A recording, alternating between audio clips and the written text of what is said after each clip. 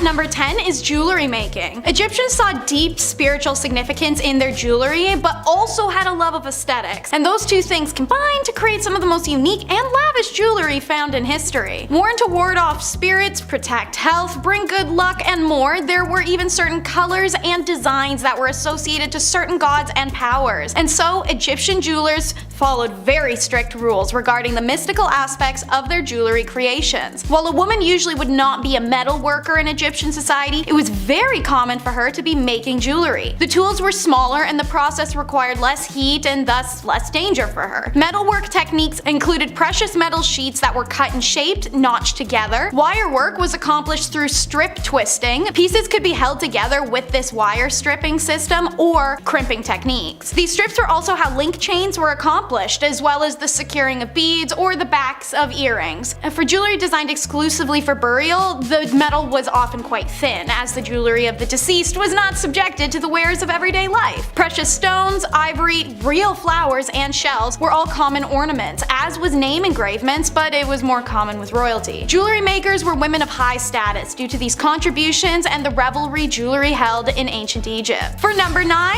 it's house vendors. Recognized as an ancient heritage profession and was at its most popular during time periods of ancient Egypt where women were restricted from going out when married. These vendors would roam neighborhoods with buckets and baskets of product for sale. Clothing, perfume, fabrics, snacks. Now, what was unusual is that the vendor was more often women than men, walking the streets alone, making these sales because many married women weren't allowed to go out walking the streets alone to make sales. You see the irony. Anyways, this profession found great popularity in single women, and many also were called upon to act as nurses in homes of the wealthy when needed. The career is named al-Dalala, but the idea itself has long been extinct with the freedom for Egyptian women to roam commercial districts. Number 8 is being a dancer. Ancient Egyptians loved their music and dance. They were celebratory, but also ritualistic at times. Farmers would dance to thank the gods for a good harvest. Dance groups would perform at banquets. People would go dance around the Nile in the lush season. The list goes on. Many men and women chose dance as a career, and it was a highly respected one. Dancing was considered an acceptable and normal part of life and even important to it. Most festivals were incomplete without it. In fact, dancing was such a revered career that dancers could start as a peasant and become a high status person from it, just like being a celebrity in the way that people would go to see them perform. Women at the time were even more revered for their grace, elegance, and acrobatics. This career had 7 types of dance: gymnastic, movement, pair dancing, imitative dance, which was like acting like animals, group dances like a historic cheerleading squad, dramatic dance was female exclusive and rested in illustration, war dances, grotesque dance, and then religious chant dances at temples, and lyrical dance, which was usually a depiction of lovers. In our number 7 spot today we have the nightman. This is definitely one of the shittiest jobs from the medieval times, and I mean that quite literally. Also referred to as gong farmers, these people had the unfortunate job of cleaning out all of the human waste from the cesspits in the castle walls, which they would then transport to a pre-arranged location where it would be buried. These cesspits were the medieval equivalent to a septic tank, and they were usually located on the lowest level of the castle. The nightmen would end up digging through weeks, months, just sometimes even years of disgustingness, and they were motivated to gather as much as possible considering the fact that they were paid by the ton. Imagine, that's a frightening amount of work. The job was also quite hazardous, too. I mean, if we really think about what exactly they were doing, it quickly becomes clear that many of them died from disease, and there was also a good chunk of people who suffocated on the job as well. Number 6, we meet our ladies of the night. Unlike most ancient and even modern civilizations, selling intercourse is illegal or was highly governed. In ancient Egypt, this wasn't even close to the case, but rather the opposite in a peculiar way. Women who worked in the sexual industries were considered divine and respectable, as their career was considered to please the gods. They earned high status and lived in luxury. Working freely and openly, these ladies adorned themselves with red lipstick and eye makeup that differentiated themselves from other women. They were also tattooed, diamond-shaped dots along the thighs and on the fingers or images of the god Bes. When the French invaded, they brought STIs, and they spread rapidly through the brothels, and this prompted the French authorities to introduce a law forbidding French troops from entering the brothels or having these ladies in their rooms. Guess those ladies were hard to resist, because anyone who offended the law received death penalty. Number 5, an animal inseminator. We basically collect the semen off them, we freeze it, we chill it, and we send that semen globally. Rather than having to take the stallion to the mare, you can ship it around anywhere.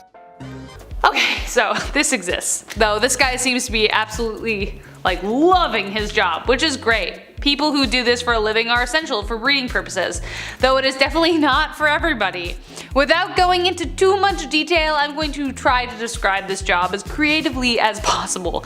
In many ways, this job requires the employee to act as both lover and stork for certain animals such as cows and horses. The reason it exists is for the convenience of better breeding because they don't have to travel a breed or wait for them to mate. So instead, they position themselves to catch their mini selves and then they manually inject them into mares like cows, for example, and horses. So not a very romantic process, but then again, whatever gets the job done, I suppose. But the grossest part, even if you can't get your head around the other bit, oftentimes the animal reacts to the injection of the baby juice by pooping really close to the inseminator's face. So definitely not for the faint of heart. On the same page, surrogates are number 4. This is a widespread practice in Egypt. The first story of surrogacy found in Genesis 16 of the Bible was the story of infertile Sarah having Egyptian Hagar carry her child for her and her husband Abraham. Even Egyptian pharaohs had used concubines to produce heirs. They often married their sisters or aunts, and children born of these marriages were most of the time not in great or functional health and wouldn't survive. Any child born of a concubine for a pharaoh was accepted as his lawful offspring. Now, they were quite limited in their rights and they could only inherit the throne in case of the absence of another more entitled heir. Surrogates experienced similar contracts and status leveling as wet nurses. They were desired to be mothers already, have a bigger, healthier body, and naturally beauty was a desired element as well. Women of low status who made a career of surrogacy often died in childbirth or from hemorrhages due to the repetitive birthing process, but for some, it was the only career they could have. At number 3, cupbearer. Now this is a job that I wish was still around. Not because it's a great job or anything, but I feel like it could have been cool to have my own personal cupbearer so I could feel like a queen, you know? The job of the cupbearer was pretty self-explanatory. Their whole occupation was to serve the monarch their drinks. Now I know I said I would have wanted a cupbearer so I could feel like a bougie queen, but the cupbearer's job was a little more important than just serving drinks. See, there was always the fear that the reigning monarch could get poisoned because it was a very common act of treason back in the Middle Ages. The cupbearer was the only person tasked with serving drinks to the king or queen because they had to make sure that it wasn't poisoned, even if it meant tasting the drink themselves before serving it, just to make sure that all was well in the cup. A lot of trust had to be put into this cupbearer so they could be quite influential in the courts if all went well. They were risking their lives and safety doing a pretty basic task, but it was for the good of the realm. Number 2 is professional mourners. Okay, so here's a weird one. Professional or paid mourning is an occupation not only found in Egypt, but in China, the Mediterranean, and Eastern Europe. This practice is literally paying a stranger to attend a funeral to lament, deliver a eulogy, help comfort the family, entertain, or lay on the ground wailing. There's some range here, depends on what kind of funeral you want to have. These paid mourners made ostentatious displays, messy hair and smudged makeup, wailing, pounding on the ground or their chests, throwing themselves about as they smeared dirt and sand all over their body while they screamed. It's a full spectacle. Now, another depiction of the paid mourners in Egypt is a little more chill. 2 women impersonating the goddesses Isis and Nephthys. They were believed to play a special role in someone's death. Most inscriptions of a funeral where they are present as paid mourners, they are on each side of the corpse and their bodies are fully shaved. These women also had to be childless and have a tattoo of either Isis or Nephthys' name on their shoulder. Most evidence of professional mourning is seen in pyramids and tomb inscriptions, such as women holding their bodies dramatically in sorrow, braced over a casket with tears flowing. If you were a theater kid, this was definitely the type of job for you. And number 1, it's the female physician. Egypt is a difficult one with historians. There's been a lot of largely ignored discoveries due to the opinions of those who found them. The evidence of women in ancient Egyptian medical fields is part of that because, as it turns out, their physicians were actually primarily women. Evidence shows women in the medical profession going back into early dynastic period Egypt when Merit Ptah was the royal court's chief physician in 2700 BCE. She was the first female doctor known in world history, but there is another unnamed female physician who is listed to be the head of the Temple Neith Medical School in 3000 3000 BCE, so maybe not. But either way, the first female doctor was in ancient Egypt. Women were highly respected throughout Egypt's history, and many of their goddesses represented facets of health. Neith has been associated with the invention of birth, and Hathor represents fertility. 4 deities associated with healing are Heka, Sekhmet, Serket, and Nefertum, which are all female. So, bizarre claims you may have heard that no women are involved in Egyptian medicine don't accord with the values of their civilization, which were incredibly equitable. By this reasoning, there were no women involved in anything of note anywhere in the world until the modern era, because history books make no mention of their contributions. But it's all up to say. Starting off this list, in our number 10 spot, we have the leech collector. This job truly is exactly what it sounds like. It's a person who is responsible for the collection of leeches. The little bloodsuckers were a popular treatment back in medieval times when just bleeding was a common treatment for a variety of ailments. Headache? Just bleed a bit. Common cold? Have I got a solution for you? Bloodletting, especially by way of leech, was actually used medicinally for thousands of years with possible ties to ancient Egypt. This medical treatment, however, of course, required leeches, which meant that someone needed to collect them. Many leech collectors were people who didn't have a lot of money, and more commonly, women. The job required wading in the water and searching for leeches, and how do you catch them? With your legs, of course. Leech collectors would wait for leeches to latch onto them, and normally would have to wait for about 20 minutes before pulling them off because they were easier to remove after getting fat with blood. How horrible. This already sounds awful, but what's worse is that after being bitten by a leech, the wounds tend to bleed more than a normal cut even would. This was great to get more leeches interested, but bad as a human who is trying to keep blood inside of their body. This job usually led to those who did it to contract illnesses from the leeches, their open wounds, or just have severe blood loss because at the time, people didn't know you could overdo it with bloodletting this way. In our number 9 spot today, we have the fuller. Wool is a clothing staple. It's been used for centuries, but back in medieval times, there was a disgusting part of the job that thankfully doesn't exist anymore, thanks to the invention of modern chemistry. Wool is naturally waterproof due to the fact that it contains oils that have been distributed from the sheep's skin, and these oils are what made the entire harvesting, carding, spinning, and weaving processes possible in these times. This is all fine and well, but the trouble comes in after all of that, because the cloth at the end of it all was coarse and easily frayed, and this is where the job of a fuller came in. They were tasked with removing the oil from the cloth. Okay, a little alkaline solution, no problem, right? Well, yeah. Except for in these times, the most accessible and cheap alkaline solution was stale urine. Yep, just a bunch of old pee.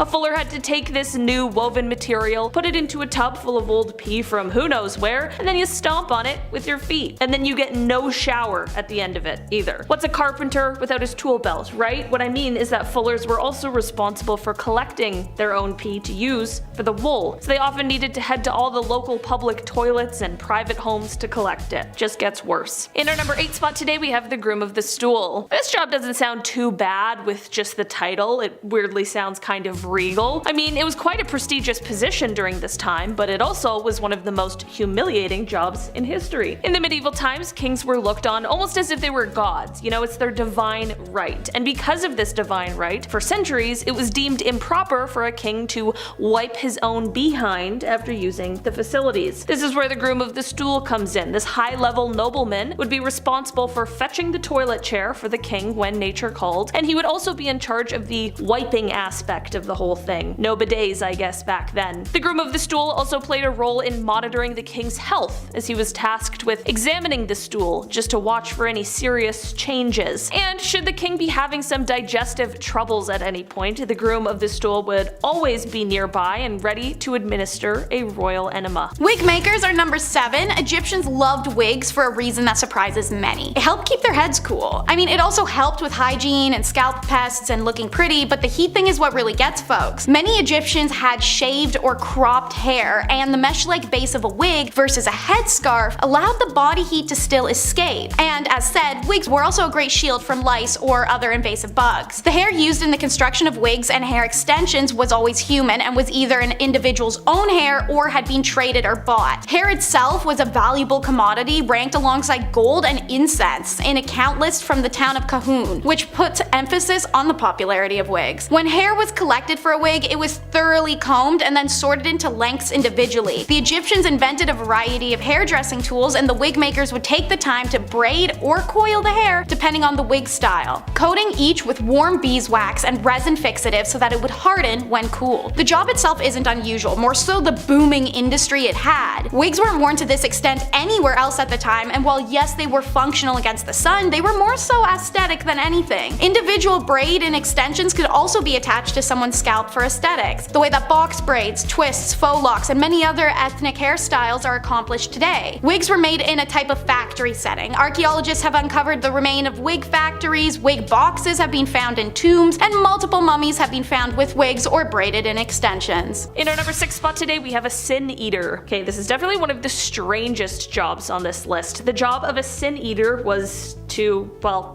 eat sins. To do this, they were tasked with eating a piece of bread that had been placed on the chest of someone who had died. Definitely not an ideal day of work for me personally. The idea behind this was that in consuming the bread, they were consuming the sins of that person so that they could carry on into the afterlife peacefully. Basically, sin eaters were willing to sacrifice their own souls and their own eternal happiness just to make some money while they were alive. I'm not sure what's worse, taking the risk with the sins or eating bread from off of a dead person. No, both bad. At number 5, gong farmer. Now, even though there were simple jobs like being a scribe and carrying water to people, there were also some messy and not so glamorous jobs as well. This next one I'm about to tell you about was definitely one of the worst jobs that you could have. See, there was a time before modern sewers and plumbing were a thing. This was a pretty icky time because rather than waste being disposed of in sewers, they were deposited into a privy or cesspit. Now these things had to be cleaned out periodically, and guess what? There were people who were hired to do just that. The gong farmer was someone who was hired to maintain the cesspits, and so they would be given a large ladle and they would scoop out the waste and transport it away. Now I can only imagine how horrible that job would have been and how horrendous the smell would have been too. It sounds like an absolute nightmare, so I'm glad it's not a thing anymore. In our number 4 spot today, we have catgut. Back in the medieval times, they didn't have the technology we have now, or even the technology that was available in the 17th century when it came to making strings for instruments such as the violin, but they still did have violins around, so how? Well, in comes the invention of catgut, which thankfully is not made of cat guts, but it is made of sheep's guts. Okay, really had you in the first half there. Violin string makers during this time would make the strings by basically twisting strands of sheep innards together. Their job would require them to butcher the animal in a very careful way, making sure not to rupture the stomach or the lower intestines. The process could take hours just to get the required materials from the animal. The insides then needed to be soaked in a wood ash solution for a good cleaning, but they needed to be monitored at all times to ensure that they weren't beginning to spoil, which is horrible. From here, the drying process began, and after that, it was time for twisting. Number 3, pet food taster. Ice cream taster. Amazing. Chip flavor taster. Yes please. Sommelier. Sign me up. But did you know there was such a thing as a pet food taster? Good to know that at least the flavor profile is human approved for your pupper, but imagine tasting that for a living. Also, it is pet food, so it could be dog food, but it could also be like bird seed or bunny pellets.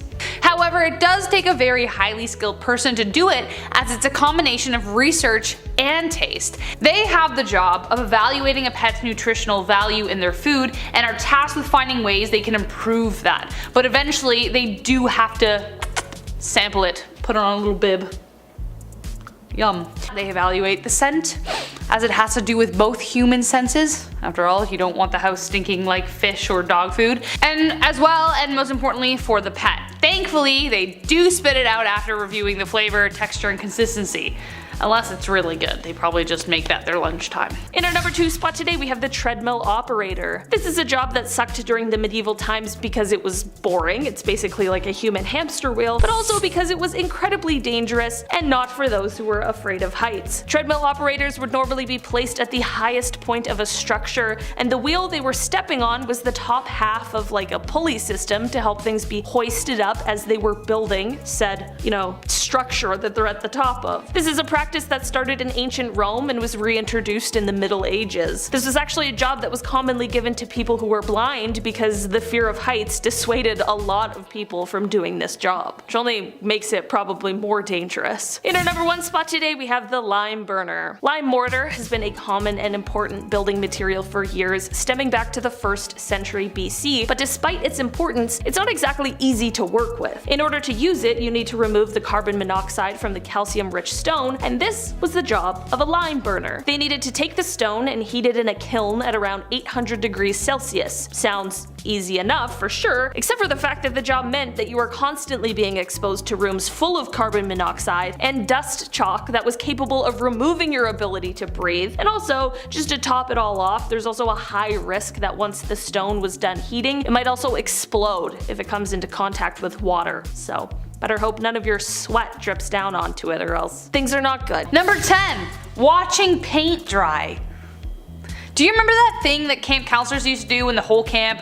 If they were like acting crazy, they'd get you to sit down all together and like watch the paint dry, and if somebody like little Timmy spoke out, then you'd have to restart. Anybody else do that? Just me? Okay. Fun. Anyways, so imagine my surprise to learn that something that was used as a mild punishment is the actual job of a man named Keith Jackson. Jackson lived in the UK and his job was literally to watch paint dry. He worked for a paint manufacturer and had to determine how well the paint was drying. So according to Jackson, it actually had some pretty high stakes, and I quote, "Watching paint dry sounds quite easy, but it can be stressful at times." Unquote. The more you know. Number 9, a crime scene cleaner.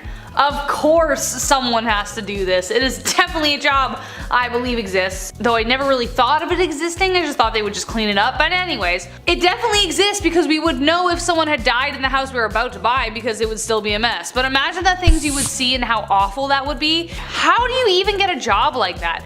I do know that there are a lot of crime enthusiasts on this site, so I googled it. Turns out there is a job application, so you can just apply. It is for a company called Aftermath Services in Vancouver, and it's a $500 sign-on bonus. Guess they're really looking for workers. Whatever brave souls are out there, we thank you for your service. Also, here's a perk. Considering the nature of this work, it definitely sounds like it's recession-proof.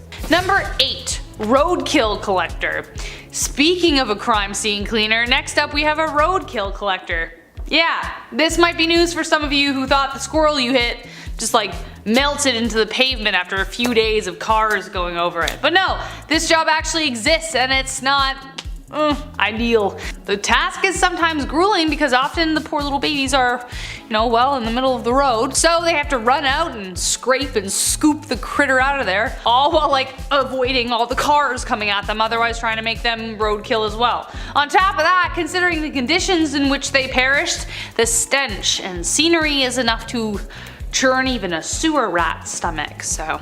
At number 7, Reeve. These days we have elected officials in our communities who serve as a sort of voice of the people. Back in the Middle Ages, they sort of had someone similar to that, and they were called Reeves.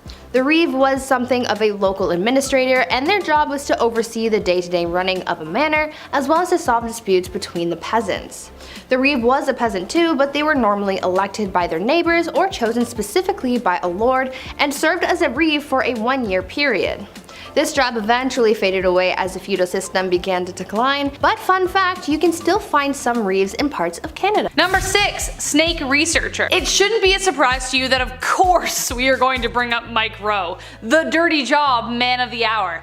I like snakes. I feel like there are two kinds of people. The people who are like afraid of snakes but not spiders, and the people who are afraid of spiders but not snakes. You know what I mean? I'm the latter. So when I saw this job, I didn't think it would be awful at all. But it's nowhere near what you think. Mike Rowe says this is one of the grossest jobs he's ever done because, and I quote, "To properly study the feeding habits of water snakes in Michigan, snake researchers pull large snakes from Lake Erie, squeeze them until they puke, then analyze their vomit to see what they've been eating." It's as disgusting as it sounds, but on the day in question, to add to the excitement, I was bitten no less than 36 times. Annoying, bloody, and very dirty. Unquote. Mike Rowe. Oh, we salute you. Number 5 are the wet nurses. Wet nurses are found in all statuses and were for all statuses. One common denominator though is that the career kind of really sucked. pun intended. So, first, their social status was always determined by the status of who they were breastfeeding. Royal family, congrats on your special privileges, statues, private quarters, and your own tomb in the family pyramid. Also, her family would receive special perks as an extension of her. Now, royal families only wanted high-status wet nurses, and while it's not clear how they were chosen, evidence suggests some kind of blood tie or faint familiar relation. Most wet nurses were from marginalized families in lower socioeconomic statuses and worked under conditions and pre-definitive wages. Wet nurse requirements for any status were intense. She'd have to have given birth at least twice, have a large but healthy body due to the belief that large bodies were more nourishing. Despite that, her breasts should be medium. Too small, not enough food. Too big, the baby's spoiled. In addition to all of these prerequisites, the wet nurse should be sweet-tempered, affectionate, and responsive to her charge. She should also abstain from intercourse because it could reduce her affection towards a child, and they also said no alcohol. A good call, knowing what we know now. Wet nurses were women exploited for the products of their bodies. As slaves, they were coerced for their milk. As lower social status women, they were employed for their bodies to enhance their inadequate domestic status. Even her own household suffered physically and monetarily if a wet nurse defaulted or failed a contract. Number 4, shark suit tester. This list is basically partially in honor of every dirty job Micro has ever done. So he's gonna be featured again. Why putting a synthetic body within a chainmail suit wouldn't be a viable option for testing this?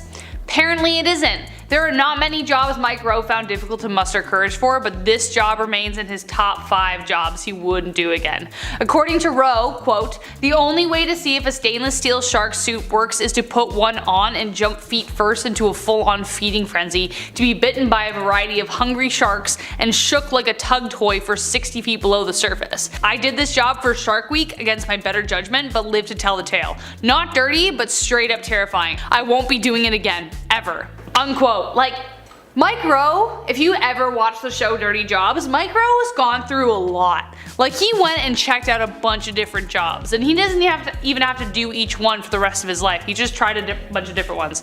Great show, but if like that scared him, it sounds terrifying. That's not a job I would like to do. In our number 3 spot today, we have the rat catcher. Another job that really is just what it sounds like. Rat catchers had quite a busy time during the medieval times. There was a rat problem, and these rats were filthy and full of disease, and someone needed to catch them. Castles were often filled with extra grain, vegetables, and herbs in the case of emergency, and this led to the perfect environment for rats and mice. Even before the connections were drawn between rats and disease, people hated them, and this is because they would eat your food. A bad rat infestation for a person without much actually could have been a death sentence for them during this time. This meant that people really appreciated rat catchers in society, although the job wasn't a great one, was clearly risky, and also was largely ineffective. Rat catchers would sometimes try and use spells, sometimes they would use herbs as a sort of poison, and sometimes they'd even use the good old leave the body as a warning to the other rats trick. Yeah, wonder why it didn't work. Number 2,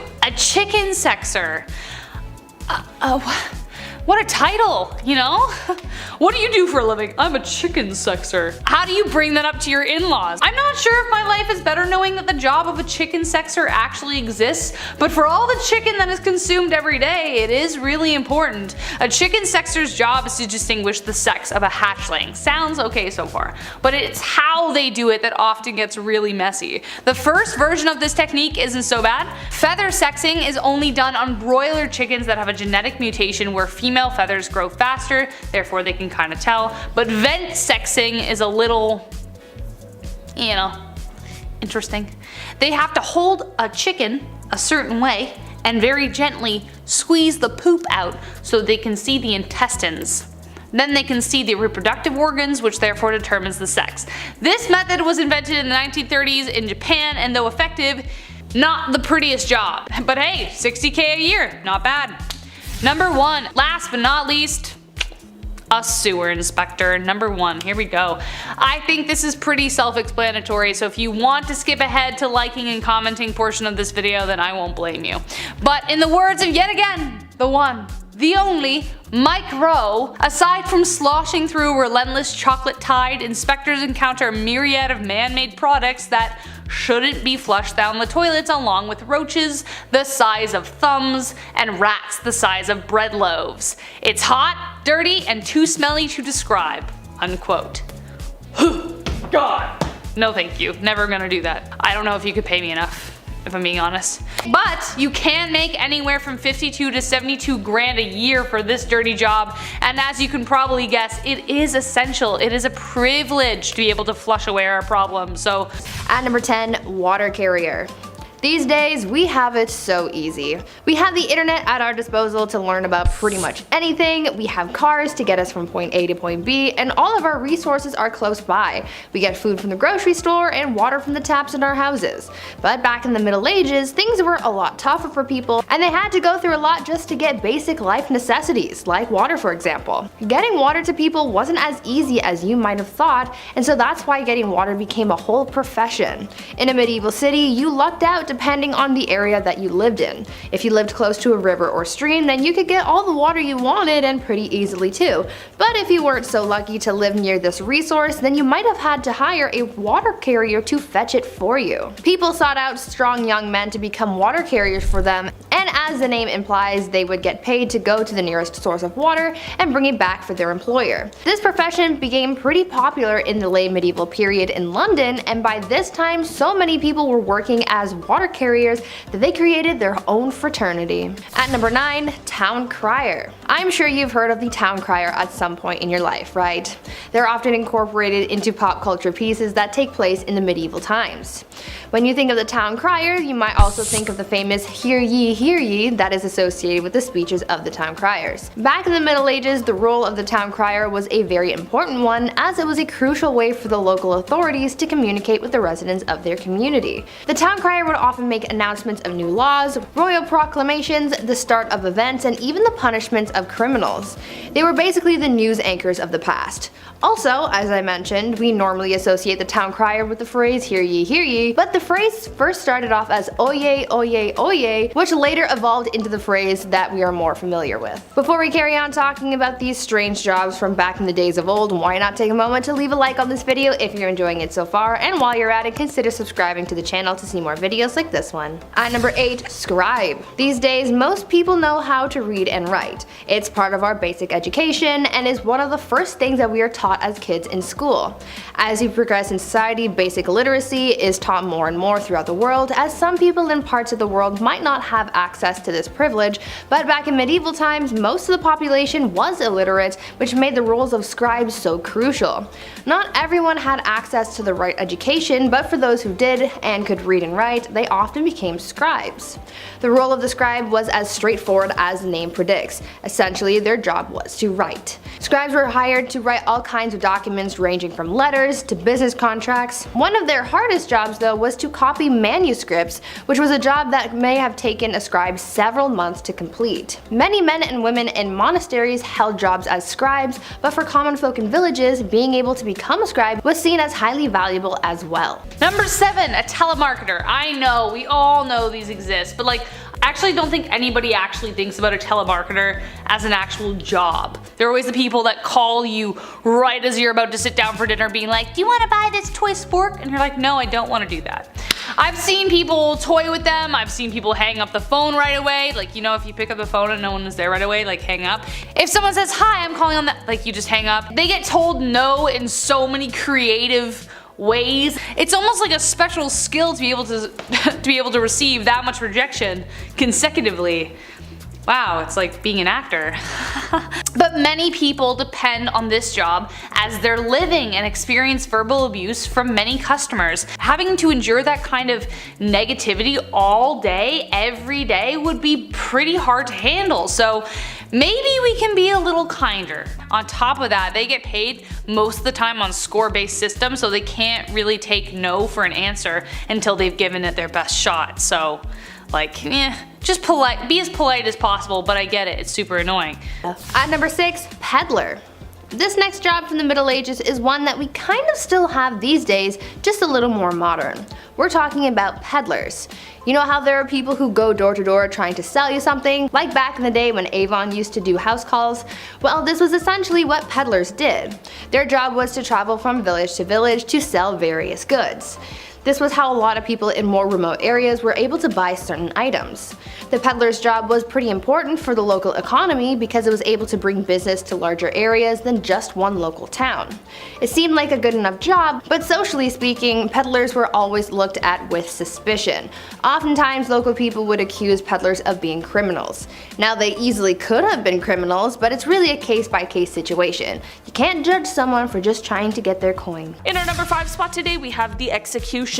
We've all heard of this job before. After all, an important aspect of the medieval times was the fact that they were trying to have better criminal law enforcement, which naturally meant that a ton of people were getting executed for their crimes. While there is of course now the stereotype of people who did this work as being these huge, hooded, evil people, history shows that this stereotype is largely untrue. Most of the people who fell into this job didn't come into it because they wanted to. In fact, most people of course saw this job as being undesirable, but the job usually was bestowed upon them. Sometimes butchers were called for the job because of relevant experience, other times it was criminals who could either do the job or face their own death sentence, and most commonly, people found themselves in the job because their fathers had been executioners before them. Aside from the nitty-gritty of the job, I mean the horrors of the work itself, it's obvious, another part of being an executioner that sucked was the fact that people didn't really want to associate with you. Executioners were usually on the fringes of society and outcast, sometimes even forced to actually live on the edge of town. At number 4, galley rower.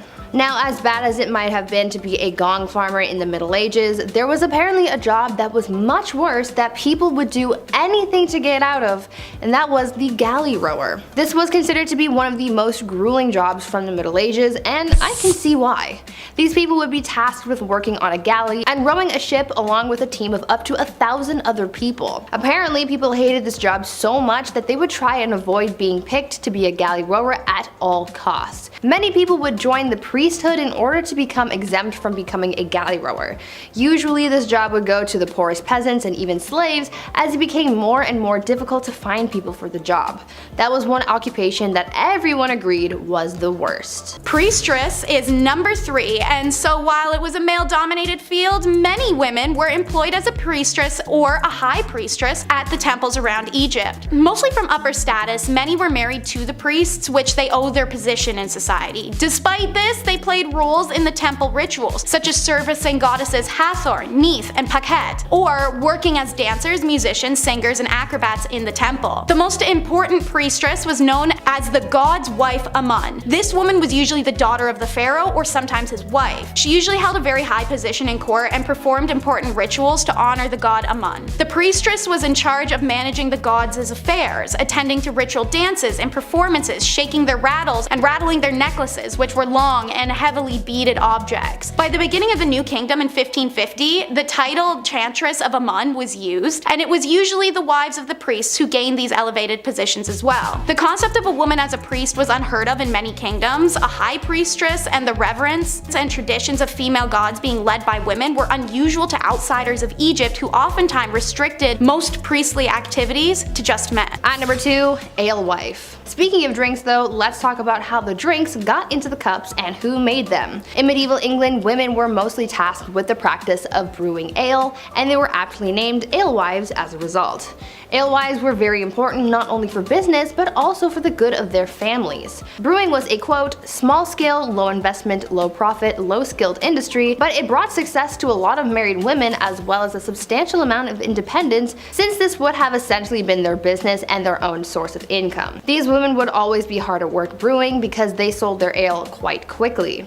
Ale didn't have a very long shelf life, and so they would make and sell their beverages quickly to keep up with demand and to compete effectively with others in the trade. Eventually though, the alewife was extinguished by the 15th century as brewing became more commercialized and people sought to take the independence of women away. And finally, at number 1, alchemist. As you can probably imagine, science wasn't all that advanced back in the Middle Ages. There wasn't really much understanding of how the world worked. Back in these days, there were people who tried to practice science in a way that they knew how before many advancements in the field came out, and these people were called alchemists. These alchemists believed that it was possible to change metals and chemicals. They tried to purify metals to change them into other things, and one of the most common experiments was trying to convert tin into gold or silver. For other alchemists though, their mission was to come up with new medicines to heal people and cure them of their ailments.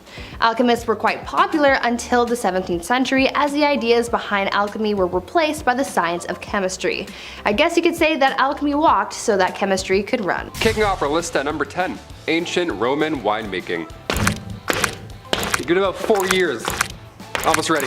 Ah yes, the Roman days where we all wear togas and drink delicious wine and, get close with each other for days on end. Well, I hate to break it to you, but this wine sucked. It was dangerous to consume. Being a winemaker, this ancient sommelier, you would consume about 12 grams of lead per day, just tasting your creation, right? It's horrible. Winemakers would harvest the grapes, they would press the fat with their feet, the best part, right? It's what we all want to do. And then in order to wash out that size 14 Roman foot taste, makers would lace the wine with lead to, sweeten it up. Remember what we did to Coca-Cola back in the day? That wasn't nearly as bad as a bottle of Red Lead Redemption back in the ancient Roman times. Yeah, I'm gonna never complain about table wine at a wedding ever again. Red or white, I'm like, thank you. I don't care if it's really warm. Thank you. Number 9. Leech collectors.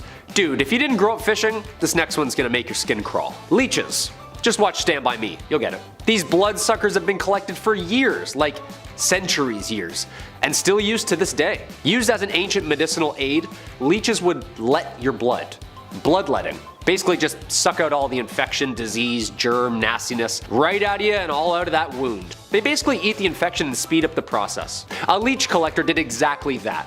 They jumped into bogs and marshes and just kinda let them attach themselves to, themselves. Then bottle them up and sell them. Tons of health benefits too. Some negatives, of course. First off, the leech collectors could bleed a lot. Obviously, right? Back and forth, in and out of the river for hours. Sometimes these guys would even pass out or die. No band-aids, unfortunately. No added danger pay too. I didn't expect that one. Number 8, armpit plucker. My unibrow, this right here, this is a new hobby of mine. I'm plucking this bad boy every other day and I'm thrilled about it. Armpit hair, on the other hand, I would shriek, okay? I only have like 7 armpit hairs, so I gotta preserve them, right? But in ancient times, they gots to go.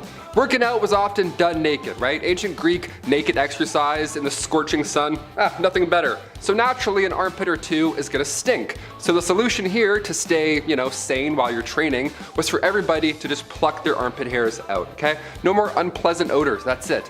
But the point here, imagine doing that job. Somebody had to do, someone had to do all of them. I mean, plucking hairs now, that's satisfying at least and a little bit, easier. You could laser half your but a warrior's armpit? No thank you. The Old Spice guy would have quit his job. Number 7, blacksmith. All right, close your eyes and imagine a blacksmith. Just any blacksmith from any time. Is he bald? Does he have a massive beard? Is he incredibly strong and wildly intimidating? Yeah, that checks out. That's what a lot of them look like.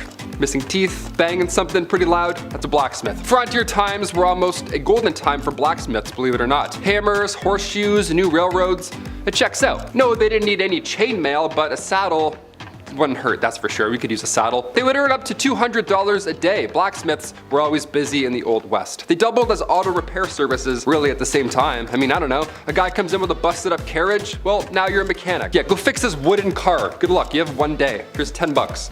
Number 6, toad doctor. If you don't want to go through the lengths of becoming a medical doctor and doing anything, just go the toad route. It's a little bit easier. Be very specific about where you're doing your activities. There you go. That way your competition is next to none, right? There you go. Back in the day, it was the 1600s, mind you, but medical researchers believed that toads had inside of them healing properties. That's me spreading out of a toad, so you can see that. So they were often dried up and powdered and then applied directly to your skin to soothe inflammation. Awesome. I don't know what's worse in this situation, the guy getting the toad's guts rubbed on his orbital, or the doctor who has to dry up said toad. Both are pretty bad. Number 5, gambler. You gotta know when to hold 'em, know when to fold 'em, and know when to walk away. Anyone who spends time in front of a slot machine will tell you that it can be a dangerous game. Many have claimed to won it big, all whilst envelopes with red print pile up at the front door. Final notice? Pfft, that means another spin, baby. Well, this is a similar story of the Old West, but instead of a one-armed bandit, there were actual bandits with 2 arms and guns. Yikes. It's a game of poker, lies, bluffs. Playing the wrong hand could wind up turning sour. The gamblers are the type of guys who roll into town in the shiniest clothes and stay in the best places. And right before you notice you've been cheated at the poker table, he's already cashed out. Number 4, Arming squire. Being a knight obviously sounds cool. They have the sword, the horse, the flowing hair, the lady, they're saving the, the damsel in the tower with the dragon and the breath. We get it, we've seen Shrek. Sometimes they lose a hand like Jaime Lannister, okay? But that's just what being a knight is, right? It's glorious, right? Well, first of all, this process starts when you're 7 years old. Then you would be given to a noble to learn for 7 more years. Now finally at age 14, you would become a squire. A knight's intern. Yeah, not an ideal job to have when you're young, but a royal job nonetheless. And also you don't have a choice, so have fun. Arming squires, see, these lads had the responsibility of repairing a knight's armor while the knight was still wearing it. Yeah, up close and personal. Yeah, which buckle broke was it? Awesome, awesome. How was the battle? You guys did really well out there. Yeah, repairing chainmail on a grown man's thigh, not ideal. Welcome to the Dark Ages, I guess. After these epic, messy battles, arming squires would have to clean everything off of their armor, inside and out. Yeah, this was long before Dawn soap was a thing, so they had to clean said armor with urine. Yeah, hey, let's wash this piss out with a bucket of piss. That ought to do it. Number 3, toshers. Toss a coin to your tosher. Here we go. This was one of the worst jobs back in the day, and it wasn't even a legal job. Shh, don't tell. If you know any toshers, keep their secret, you know? Early 19th century London, I know, a little more modern here, but definitely worth a mention. These toshers would spend all their time in sewers below London trying to find coins or valuables that have been just accidentally washed away. Yeah, they would just search for scrap metals, anything really that nobody else wants to go down and claim. Or reclaim, rather. It was worth the plunge as well. A lot of these folks would make around $20,000 a year. Just gotta do this a lot, and you're good. Number 2, rower. I can't even raise my hand in class longer than 6 minutes. I have to start holding it, then I switch, and then I just bail on the question, and then I live my life not knowing what hydrogen is. Alright? I couldn't imagine being a rower, okay? Heading back to the times of ancient Greece, where wars were fought through naval battle, left-handed, right-handed, guess what? It didn't matter. Your arms were shaking every single day, all day long. When we think of these rowers, this job obviously sucked. It was one of the worst to have, and more often than not, it was sadly slaves who had the misfortune of propelling these warlords into their battle. The payment was also non-existent, really, just a meal for the day, if that. Asking for a break or not keeping up to the rower next to you would ultimately lead to your death. And the number 1 spot, the gong farmer. The stink of all stinks. These men were employed to go around and basically scoop and clean out bathroom houses. Plumber waste disposal hybrid. You get where I'm going with this. They were the people who dug out and removed human excrement from privies and cesspits. They were the OG waste collectors. But by hand. Yeah. And scoops and buckets and stuff. No gloves, no PPE, just hand loading them into trolleys, buckets sloshing all over the place in the middle of the night. Obviously being disgusting, gong farmers were only allowed to work at night, hence the nightmen. These guys would have to hop down into these pits at night, waist deep, swimming around, and just taking turns on who's loading and who's scooping. They were paid well though. Yeah, usually double or triple the regular. Toxic gases, infections, drowning. This job was dangerous. And definitely the grossest. Just sitting on your lunch break, you know what I mean? Ham and cheese, yum. Starting our list off at number 10, a banker. Today, online banking is easy, right? It's a little bit too invasive at times. I don't know. I get an email from my bank. It's like, Mr. McWaters, do you want to provide for your family? I'm like, chill, relax. Back in the Old West, you didn't get a courtesy check-in email. You didn't have overdraft. In fact, the United States national banking system, well, it didn't even exist until 1863. Before then, you'd have what were called wildcat banks. And, well, these were pretty fun. Here we go. What they would do is wildcat banks, they would take deposits for a short amount of time, collect your life savings, and then unannounced randomly, they would disappear overnight. Just take all your money and then run for the woods. How horrible is that? Imagine going to the bank the next day and it's gone. The bank's just not there. You're standing there with a card. Like, hello? Where did I put this in? You're telling me they pretended to be bankers for months at a time? Fake mustache, oh hello sir, good morning. Stamping things that aren't even real. They did all of that and then they just ran away with all of your money. That's wild. I get it now. I get it. The Wild West. After 1863, a noble profession was to work at a bank, and not screw people over for thousands of dollars. The Hudson Bay Company, Wells Fargo, these are all names that began because of these fake Looney Tune wildcat banks. So next time you see your bank call, be thankful. Don't be stressed, be thankful. They've got your back. They're not gonna run away overnight. Number 9, ranch work. Alrighty, I can't do yard work. I don't know if you can tell by my physical being, but I can't lift a brick. My back doesn't allow me to reach the floor, a weird curve in the back, I don't know. Pulling weeds physically hurts my soul. Or maybe I'm just lazy. One of the two, I don't know. Either way, the Old West would have been the end of Taylor McWaters. To be a cowboy, it meant lots and lots of ranch work. It wasn't all yees and haws and kicking around. A lot of the time you were protecting your cattle. That's stressful, right? All that meat just sitting there in the 1800s, good luck. Cowboys earned between $25 to $40 a month. Yeah, which sounds laughable now, but today that would be around $1,500 a month, which is fine. I mean, for a cowboy, I don't know, it's a bit less than. Do cowboys get sick days? Probably not. They probably just get sick. Number 8, railroad work. This is one of the few jobs from the Old West that I actively see every single day coming to work. Living downtown, they're always adding trains and bridges and not finishing any of them. And ideally, you don't want any toxic substance traveling down those lines, right? Fingers crossed. Well, back in the Old West, railroads were meant to assist the booming mining and ranching industries. Thing is, there weren't enough hands. There was not enough to keep up with the rate that they needed to. Like, who's gonna build a railroad? You know, who was the first person? Railroad workers, monthly, you'd make around $1,000, and this brought a wave of immigrants to the West. The Union Pacific and the Central Pacific Railroads, they all lay over 1,700 miles. Now, making this actual railroad, it destroyed the bodies of these workers, but without it, American history would not be the same. Couldn't imagine making a railroad. That is exhausting. Number 7, barber surgeons. If you like candy like me, you've made a regular visit to the dentist. Little numbing here, little numbing there, little flavored mold and floss. Yeah, not always as comfortable. Actually, a trip to the dentist chair was extremely scary and dangerous. Good news is they also cut your hair. A barber surgeon was a very popular and respected job throughout the Roman times all the way to about the 18th century. These people were skilled at anything surgical. Remove a tooth, get all the bugs and lice out of your hair, I'll do it in one sitting. Not the cleanest job though. Lice, blood, infected teeth just hanging around all day, the smell alone, ugh.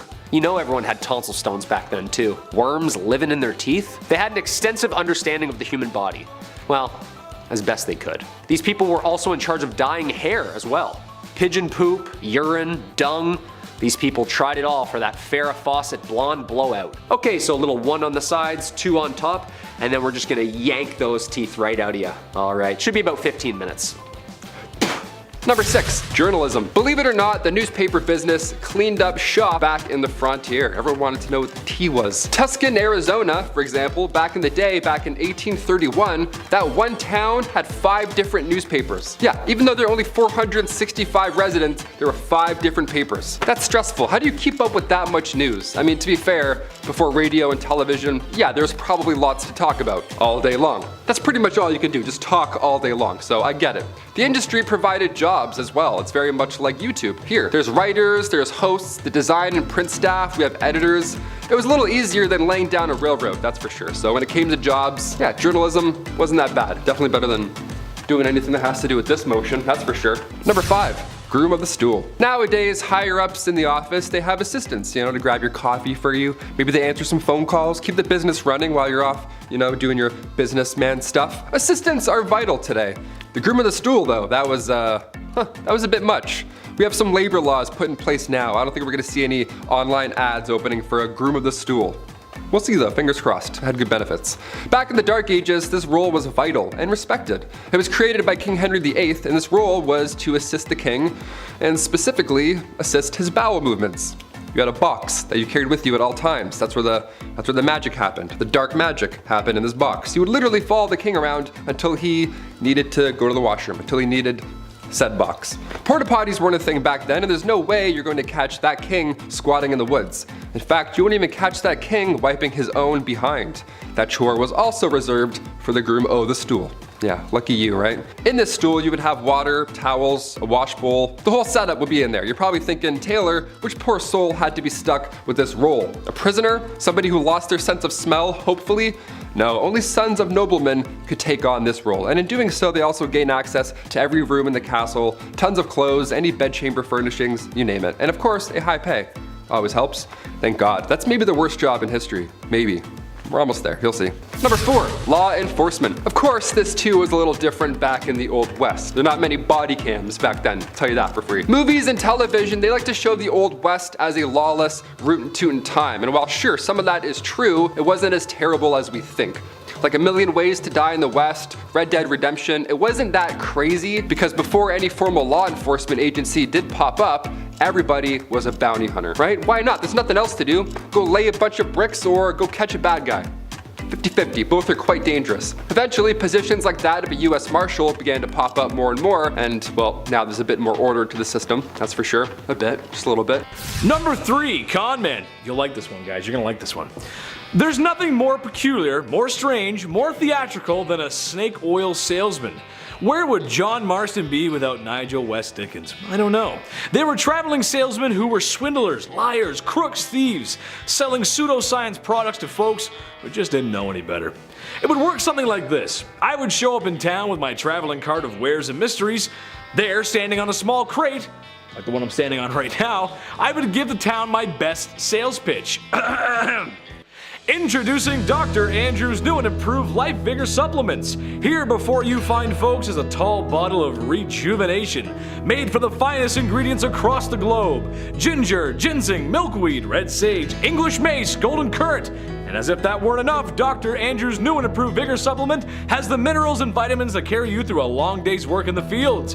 Vitamin A through K, copper, iron, potassium. This bottle here is not to only put a pep in your step and refill your stamina, but also cures what ails you. A proven cure for fever, chills, indigestion, cholera, yellow fever, dysentery, and even known to help heal broken bones. Modern science has brought this gift to you today, ladies and gentlemen. And all you have to do now is say yes. Say yes to rejuvenation and yes to Dr. Andrew's new improved Vigor supplement.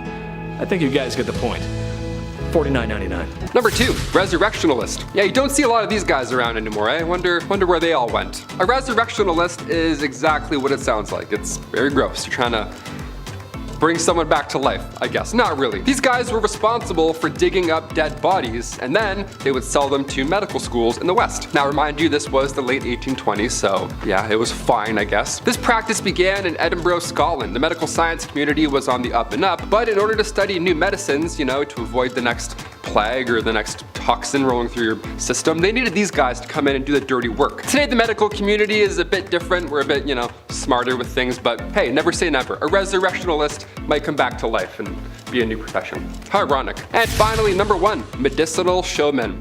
Yes, we'll end on this note. Step right up and see something that doesn't work. A fake product. Yes, here we go. I'm doing a fake shoe. A fake shoot? A fake show. I don't know. Back in the Wild West, the 1860s to the 1890s specifically, they had what's called medicinal showmen, right? You won't believe your eyes. You have strep throat? Come on up. Here we go.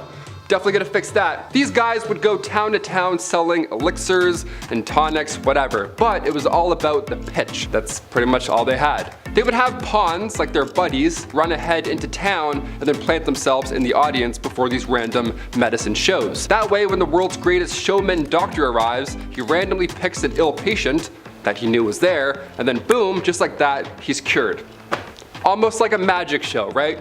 Some would think, full of lies. One of the most successful of these elixirs was the elixir made by John Healy and Charles Bigelow. It was a mixture of herbs, roots, and animal fat, and it was wildly popular. They toured with this elixir. They had to tell everybody in every town. They said it could treat any illness, but in reality, it was just a laxative. Just a mess. Just a show, really. So don't believe everything you hear, except for today. Today we're a bit smarter. Back then, not quite. Number 10, bounty hunter. Wanted dead or alive. The kind of thing that instills an idea of a character that would go out into the wilderness alone to hunt down criminals like Texas Cheddar over there, and would be despised by all those they encountered. But that's not actually how it really was. You see, bounty hunters as we think of them today weren't really like that in the 1800s. Bounties were usually taken up by public peace officers, private detective agencies, or companies like Wells Fargo & Co. Many sheriffs and marshals, such as myself, Sheriff Stringbean, took up these bounties to make up for the little amounts of money they make from their day jobs. The actual term bounty hunter referred to mercenaries who would join up with an army for the bonus of enlisting. On top of that, the reward for capturing criminals like Texas Cheddar wasn't even called a bounty. It was actually called a bail. Sorry to ruin your day. Number 9, Gravedigger. What does a monster truck and a weird dude from Kakariko Village have in common? If you said the foundation blocks that made up my childhood, then you win a prize. What's the prize? A big old kiss from me. In all reality though, towns in the Old West were interesting places, where there were always two constants. Sand, and folks would probably end up in the ground, or that sand. So after the proper proceedings had taken place when someone croaked, it was time to dig a hole, or in these poor souls' cases, a lot of holes. Cholera outbreaks would keep a gravedigger busy for days. However, I thank the gravediggers for their service. I mean, someone had to do it. People like to give them a bad rap because they spend all their time with cadavers. That doesn't mean they're weird social outcasts. Well, except for Dompe and Seth from Red Dead Redemption and well, the ones from Hamlet. Those guys are pretty weird, actually. Oh boy, maybe we should just keep our distance from them. I don't know, I'm getting out of here. Number 8, saloon owner. Saloons are about as synonymous with the Old West as a single tumbleweed blowing in the wind, moving from stage left to stage right. Just about anyone could be a saloon owner too, from Festus down the street to the previous sheriff to a fancy gambler. The saloons of the Old West outnumbered churches 100 to 1, and are any of us really surprised? You'd see one general store, one doctor, if you're lucky, and then like 3 saloons all on the same street. It's actually probably one of the most usual jobs on this list. It was also one of the most accessible jobs, usually being what people turned to when other avenues of employment ran dry. It would even be what you did while saving up money to buy farmland or to run for your office in your government. And in a town where everyone and their moms knows you as the guy who serves the liquor, you ain't gonna have a hard time getting elected. I kinda wanna be a barkeep now. Number 7, leech collector. I always enjoyed catching frogs growing up, that was always fun, but apparently I gotta step my game up. This is weak.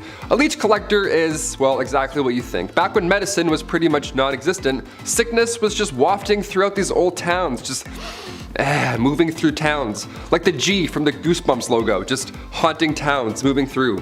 Scariest intro ever, eh? So the solution back in the day was the classic, oh, if you feel sick, maybe try bleeding for a bit, see if that helps. Yeah, they would use horses' legs to lure out these leeches, but most of the time these leech collectors would have to get in and get dirty and just grab them themselves. They would have to swim around and touch as many things as possible. They would make contact with as many leeches as possible. How gross is that? That was the best way to collect them, really. I would have fainted so often, that is horrible. The loss of blood here was obviously so intense, so it was a, horrible job to have. And on top of that, you gotta look out for the same reason they need leeches in the first place. Disease, yeah, that's still out there. Leech collectors were so common throughout the 18th century that leeches basically were extinct at that point. We almost lost leeches. So close. Number 6, a banker. Look, it ain't really unusual, but you get shot at a lot. Bank robberies were not just in movies, no sir. To be a banker these days came with the territory of inviting unwelcome weapon-wielding bandits to hold you up. Apart from robberies, these banks had pretty much zero regulation too, so fraud and mismanagement was pretty commonplace. It's almost safer to keep your savings in a vault at home. Almost. A lot of the time, these banks were just a couple of fellers in town who teamed up, pulled their money together, and opened a community bank. You can kinda guess how this probably wouldn't be the most trustworthy of monetary depositories. But they were absolutely essential for some people, especially those in the cattle business, where you would see around $50,000 to $100,000 exchange hands in some of those transactions. That's a lot of money back then. Heck, that's a lot of money right now. To me, at least. Applications for a sugar mama will be received in the comments below. Number 5, gardeners. If you've ever done some fun gardening on a nice Sunday afternoon, you'll know that your back hurts, there's bees everywhere, and it's hot under that sun. Gardening is hard work. Imagine being a gardener in Rome or Middle Ages. Like no tools, no water source, no sun safety, and the king's private fruits here and queen's favorite red anthuriums there. Gardens up walls, secret private hidden gardens underground. That's a long day. Also, that's a lot of walking pails of water to these things. Yeah, no hoses. Like to walk to the river and grab a bucket and come back. A lot. These people must have had shoulders and lats like a great white shark, dude. Just squatting double pails for 16 hours a day? You know those people were jacked. Also, they didn't have weed whackers, so when you look at these beautiful painted castles and gardens, just know someone was getting screamed at with a rusty pair of shears. Yeah. Also, no lawnmowers. Like how? The whole field? Okay. Number 4, milliner. Hey, I have a proposition. So we have hats for men, right? Now, what if we employ someone for the sole purpose of, get this, making hats for women? Well, Jebediah, we have that. That would be the milliner down the road there. If you were a high fashion lady in the 19th century, then you would have definitely come into contact with these fine sellers and makers of women's hats. They were usually located in bigger cities where the higher end families would either live or spend their time.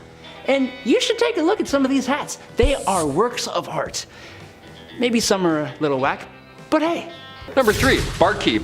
Alright, I love pubs, big old fan of pubs. Never been to a Wild West rootin' tootin' pub, but I'm in no rush. They always have weird drinks like venom snake juice or whatever, like spider ale. I'm like, I don't want any of these poisons. How about a beer? Just a beer, thanks. Bars in the Wild West, not so fun. Not a lot of open mics going on back then in the 1800s. No karaoke night back then. See, back then, these saloons were just for business. That's it. You don't have a mustache and a business plan, get out. In the 1850s, saloons would price their drinks depending on how far away you had to travel. Can you imagine that? In the Yukon, their shot of whiskey was 50 cents a pop. Now, that was a lot back in the day, but if you were to ask for the same drink in a local saloon, say in, I don't know, Colorado, it'd be a lot cheaper. Pretty ruthless. That's rootin' tootin' ruthless. The odd time you would have poker, dice, maybe some guy in a piano with some jazz fingers, sure, but most of the time, business only. When saloons first popped up in Wyoming back in 1822, most of the time, it was only reserved for lawmen, miners, or gamblers. If you don't have any of those three, you're thirsty. Go gamble, go grab a dice and come back. Number 2, a photographer.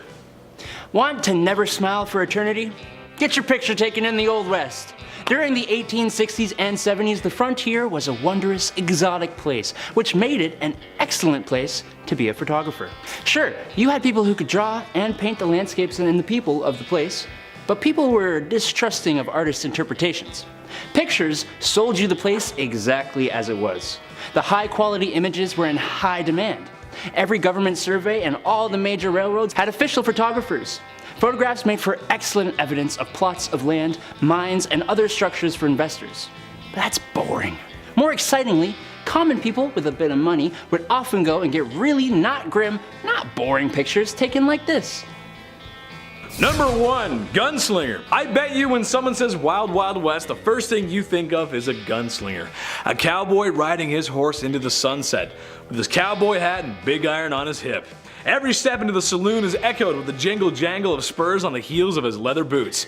No, this isn't a country singer concert. This is the Old West, the life of a lonesome gunslinger and outlaw, riding town to town, either getting away from trouble or looking for it, really. The same kind of folks who got their name up on a wanted poster. Just be sure Sheriff Stringbean ain't around to look for you, that's all I can say. Also, fun fact, bounty hunting is still allowed in the US today. That's crazy, who would've thought? Kicking off the list at number 10, an arming squire. Being a knight, okay, obviously this sounds cool on paper. They have the sword, they have the horse, the flowing lady, the gal on the back of said horse. They're saving the damsel in distress or something, right? Sometimes they lose a hand like Jaime Lannister, but that's just what being a knight is all about, right? Also, spoiler alert, if you haven't seen Game of Thrones 9 years ago. It wasn't always a fairy tale epic being a knight. First of all, this process starts when you're 7 years old as well. So you would be given to a noble to learn for 7 years, and then at age 14, you became a squire. Ah yes, a noble squire. We've heard this term before. What do they do? Well, it's a knight's intern. Yeah, not an ideal job to have when you're young, but it's a job nonetheless. Also, you had no choice, so you had to do it. Welcome to the Middle Ages. Arming squires, they had a lot of responsibility. Arming squires would repair a knight's armor while they were still wearing it. Yeah, how fun is that? Oh, which buckle was it? Ah, yes, that one.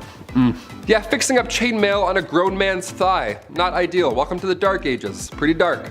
Also, after these epic, messy battles, arming squires would have to clean everything off of their armor. Yeah, everything. A lot of yuck going on in that business day. This was long before Dawn soap was also a thing, so they had to clean with urine. Yeah, gross. So gross. It gets worse and worse. Welcome to the Dark Ages. Number 9, plague bearer. Yep, this one's as awful as it sounds. The title of this one really gives it away.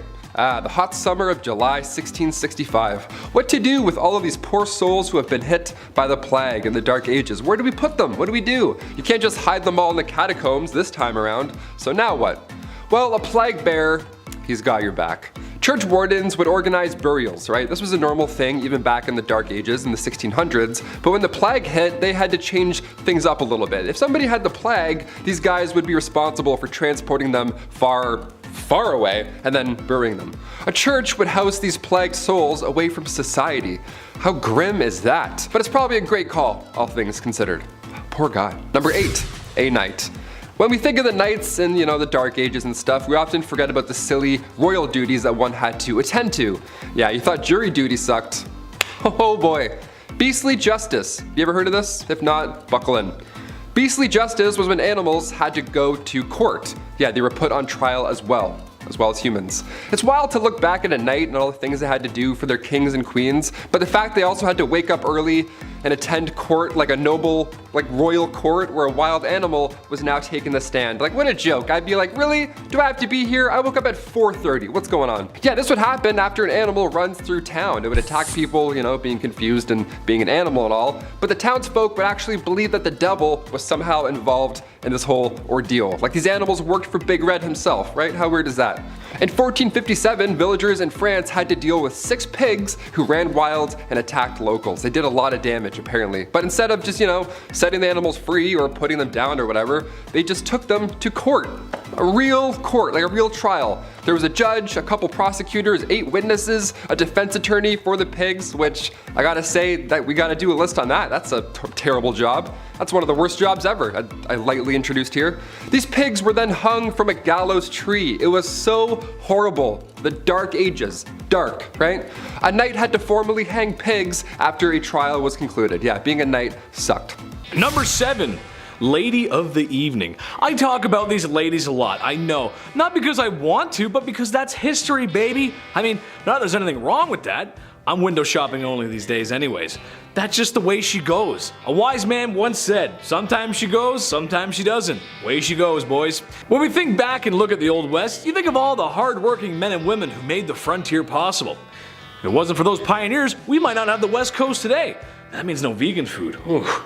That being said, the brothels and ladies who laid down their lives are a huge part of that history. Some brothels became so wealthy that they even would invest back in their towns, buying schools, medical buildings, that kind of thing. The truth of the matter is, no matter how greasy it might seem, it just wouldn't be the Wild Wild West, the little girl power. Number 6. Jesters. The earliest accounts of the fool go back to the 11th century, so pretty OG. These fools were hired to liven up the party, you know, dance and be silly, wear pajamas. Most of you have an image of a jester in your head, you know, jumping around on tables, telling jokes. That's actually pretty accurate. Yeah, it was pretty fun. It was one of the best jobs to have, obviously. This title of a minstrel, or a fool rather, it was an honor to have. The fool's payment also was no funny business. That was good stuff. Roland Le Petier, he was like a major jester back in the day. This guy got 30 acres of land from King Henry II. Just here you go. Just show up and fart and be funny. Have all this land. That's like a kingdom. You have a kingdom because you're funny and you're silly. He would whistle, jump around, and literally fart on people. On Christmas Day, this guy would come over and just ruin your entire breakfast and just be like, yeah, I have all this land. And then he would take off. It's crazy. You just ruined Christmas, sir. Stop farting on my food and family. Thank you. I would never want to be a jester. They had to also like go into battle and like spread bad news too. It was fun and silly, but they were also royal. They had to do lousy stuff too. Number 5, mining. A study done at a mine in Butte, Montana found that miners were dying from tuberculosis. A lot, like 10 times more than they should be. Not should be, but you get what I'm saying. The mining industry is crazy dangerous. Safety was often overlooked and the health of these miners was, well, non-existent at the time. The first gold rush was back in 1799. This kicked off everything. A young man named Conrad Reed, he found this bright yellow rock. He had no idea what it was, and for years, he and his father, John Reed, actually used it as a door stopper. Yeah, the 17-pound nugget of gold, just keeping a swift breeze rolling through. It's worth a bit more than a door stopper today, and this actually ended up changing the entire industry. Gold mining got so popular that Congress had to build the Charlotte Mint just so they could handle all this incoming gold found in North Carolina alone. It's pretty cool. You have to make a mint? That's how much money you're making? Buddy, I want a mint. Number 4, divorce lawyers.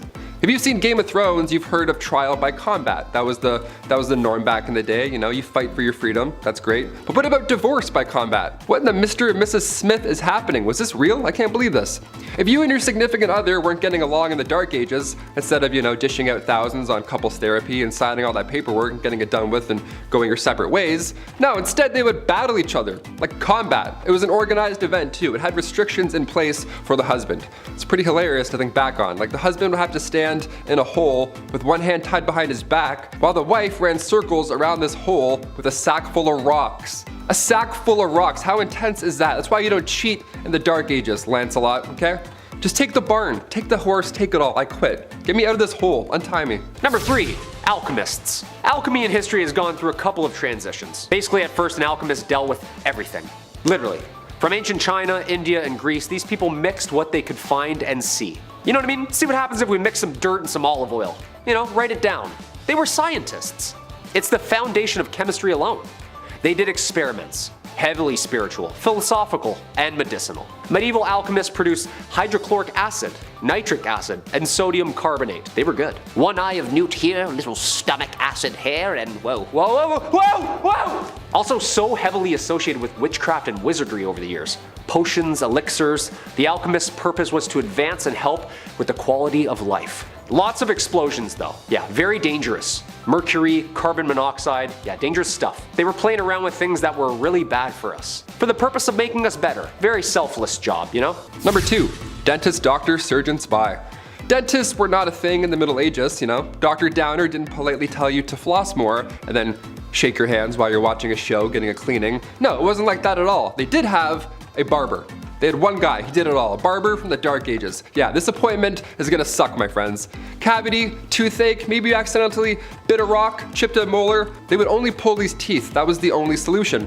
Barbers were responsible for cutting hair, pulling teeth, bloodletting, you know, the classic 3-in-1 appointment we all have to do every month. Doctors were seen throughout history and they've seen a lot of horrible stuff. Back in the 1500s, patients were walking in with an arrow sticking out of their legs.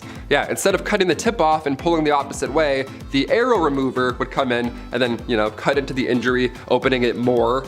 That's always great. And then you would hold it open and then you'd pull the entire arrow back out of your leg. Yeah, what a fun job. Or chest. Wherever the arrow went, you had to figure that out. This poor soul. And finally, number 1, the rat catcher.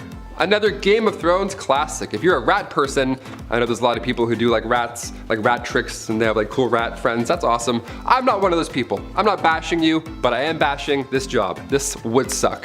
First of all, rats as a medieval punishment was horrible. Where do I even begin with this one? This was one of the worst punishments for the rats as well. This is a 2-for-1 when it comes to pain.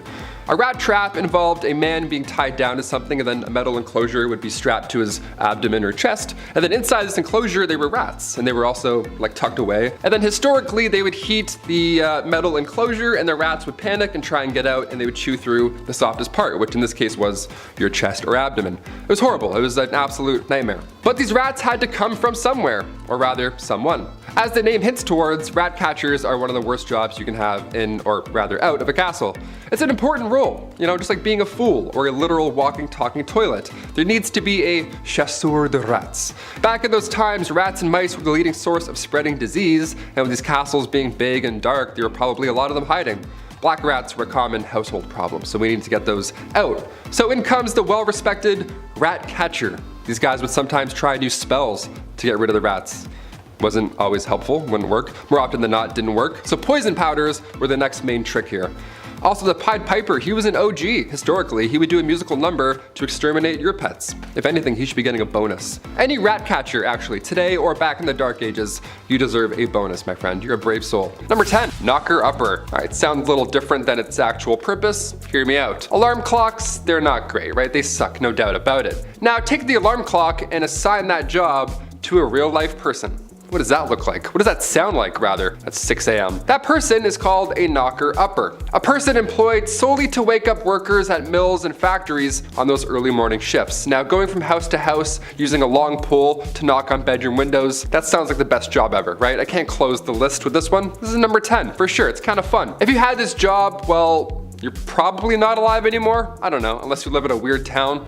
The people at the time were a lot friendlier back then than they are now, so, you know, I'm sure the knocker-upper came around today. Be a little different. They'd probably be on World Star the next day. Knocker-uppers back in the day. Thank you. Thank you so much for waking me up. I would have lost $14. Thank you. It was a big deal. It was definitely a big deal. Number 9. The Linkerman. Before the introduction of gas lights on the streets of London, if you were traveling alone at night, well, you'd probably get lost. Because, yeah, even London now I'd get lost, you know what I mean? So that's where a Linkerman would ideally come into play. They'd come in to save your night. What they would do is they would carry with them a torch to help guide your way home. They'd be like, hey, follow me, I know these streets, and then you do it, I guess. It's a little scary. At the end of this impromptu tour, they'd of course expect a little tip from you. Of course, thank you for lighting my path and getting me home. Cheers. Here's 1 nickel. It's actually a lot back then. Here's 1 penny. There we go. They weren't so bad. They were generally pretty helpful in getting you from point A to B, whilst also being able to see 1 foot in front of the other. That doesn't hurt, especially in Victorian London. Get to step on a dirty rat. That'll be gross. It's like a friend walking you home, only you don't know them, and it's the Victorian era, so probably pretty unsafe. 50-50 if you're gonna make it. And their charge was usually 1 farthing or the equivalent of a quarter. The linker man, like a lot of the jobs on this list, was actually featured in a lot of art and literature from that era. And there were even a couple famous linkermen, famous linkermans, like Lawrence Casey, for example, who was the personal linker boy for the courtesan Betty Careless. Imagine that, your arm must be so strong with that lamp all day. Ooh, it's just like, oh, I can't put it down. Number 8, ghost photography. 1800s ghost photography. Apparently it was a theme or a vibe, I don't know, but there are people that would take the photos of these ghosts. So at one point you would be hired as a professional ghost photographer. On paper, here's your tax returns, that's what I did. The camera, of course, was a hot new invention back then, so tales of ghost and spirit were easily believed, especially when you have a photo of a see-through woman. That probably helps sell your tale for sure. Like, here she is. It's like, that's mom. That's definitely not, you just did that in the back room. I don't believe you. A big name in the ghost game was that of William Thomas Stead. He was born in 1849, so now he's for sure a ghost. Stead was the son of a Congregationalist minister, and at the age of 22, he was appointed as editor of the Northern Echo, which was a regional newspaper in Darlington. Yeah, this British medium, Richard Borsonal, featured a photo of W.T. Stead and a spirit. Imagine that. Imagine a day where somebody was awarded the Nobel Peace Prize and they also posed for photo ops with ghosts. Like, can we pick a lane? Science or not? What are we doing here? Number 7, Fuller. Fuller? How could this be bad, I thought to myself. What's a fuller? Well, folks, in a nutshell, it's someone who treats sheepskins, animal hides, tanning. It was very important in the past. We used animals for a lot of products back then. It's kind of how we lived. With that being said, the process of which is not very desirable. Sheepskin is actually quite difficult to process without the use of chemicals. Well, and the only readily available chemicals at the time were urine. Oh boy, I want to puke thinking about it. The skins were soaked in urine and then processed. The urine was often collected from multiple people, and oftentimes the fuller would go door to door saying, "Right then, have you got any weed for me?" That's wrong. Yeah, I'll be right back. I got a pot full. Give me a second. Are you having a good portal? Are you having a good day today? Right, it's a good day, man. See you later. Thanks for the weed. That's just so, ugh. Gross. Number 6, rat catcher. I mean, obviously you know what's gonna happen with the name the rat catcher. It's gonna make a lot of you out there squirm in your seats, and I apologize in advance. Hit that thumbs up, you know, let's even out the energy. Rats in Victorian England, they were a massive problem. They were everywhere. Every nook and cranny of your home probably had a dirty, fat rat just sitting there with its weird teeth looking at you. From the basement to the pipes, everywhere. It was literally a big problem. There was even an account of them spilling over from royal parks. So imagine that. So of course there's a problem. So of course where there's a problem, there's now a job, right? Someone's gotta do something about it. Rat catchers were pretty famous throughout the Victorian era. I mean, of course, brave souls, and they were highly praised in society, but the job obviously wasn't too glamorous. You'd be going into dark, dirty places where rats would make their homes, and we'd catch them, and you'd often have to kill thousands of rats every single year, and then deal with that. I don't even know how you deal with those bodies. I was gonna say bones, ew. More often than not, rat catchers would use other animals like dogs and ferrets to help them hunt down the rats. So you have your own little animal posse hunting down other animals. You would feel pretty good. You'd feel like the king of animals almost. Probably not, eh? It's probably a disgusting job. You probably hate it every day. Number 5, Queen. It is unusual. Most people didn't get to be royal. I mean, think about it, seriously. Although I'd certainly like to be, I can't just imagine it. King of the internet. King of the black hoodie, nice, or king of the Chinese buffet. My point is that while women in medieval times didn't get the respect that they deserve, and every girl does, queens just had it better, and that's unusual. The queen might not have been as well respected as the king, but compared to the peasantry, she was fed, had 4 walls around her that didn't leak or wind would, seep through or blow down, and wasn't working herself to the grave every day to provide for a king and queen that didn't think very much about them.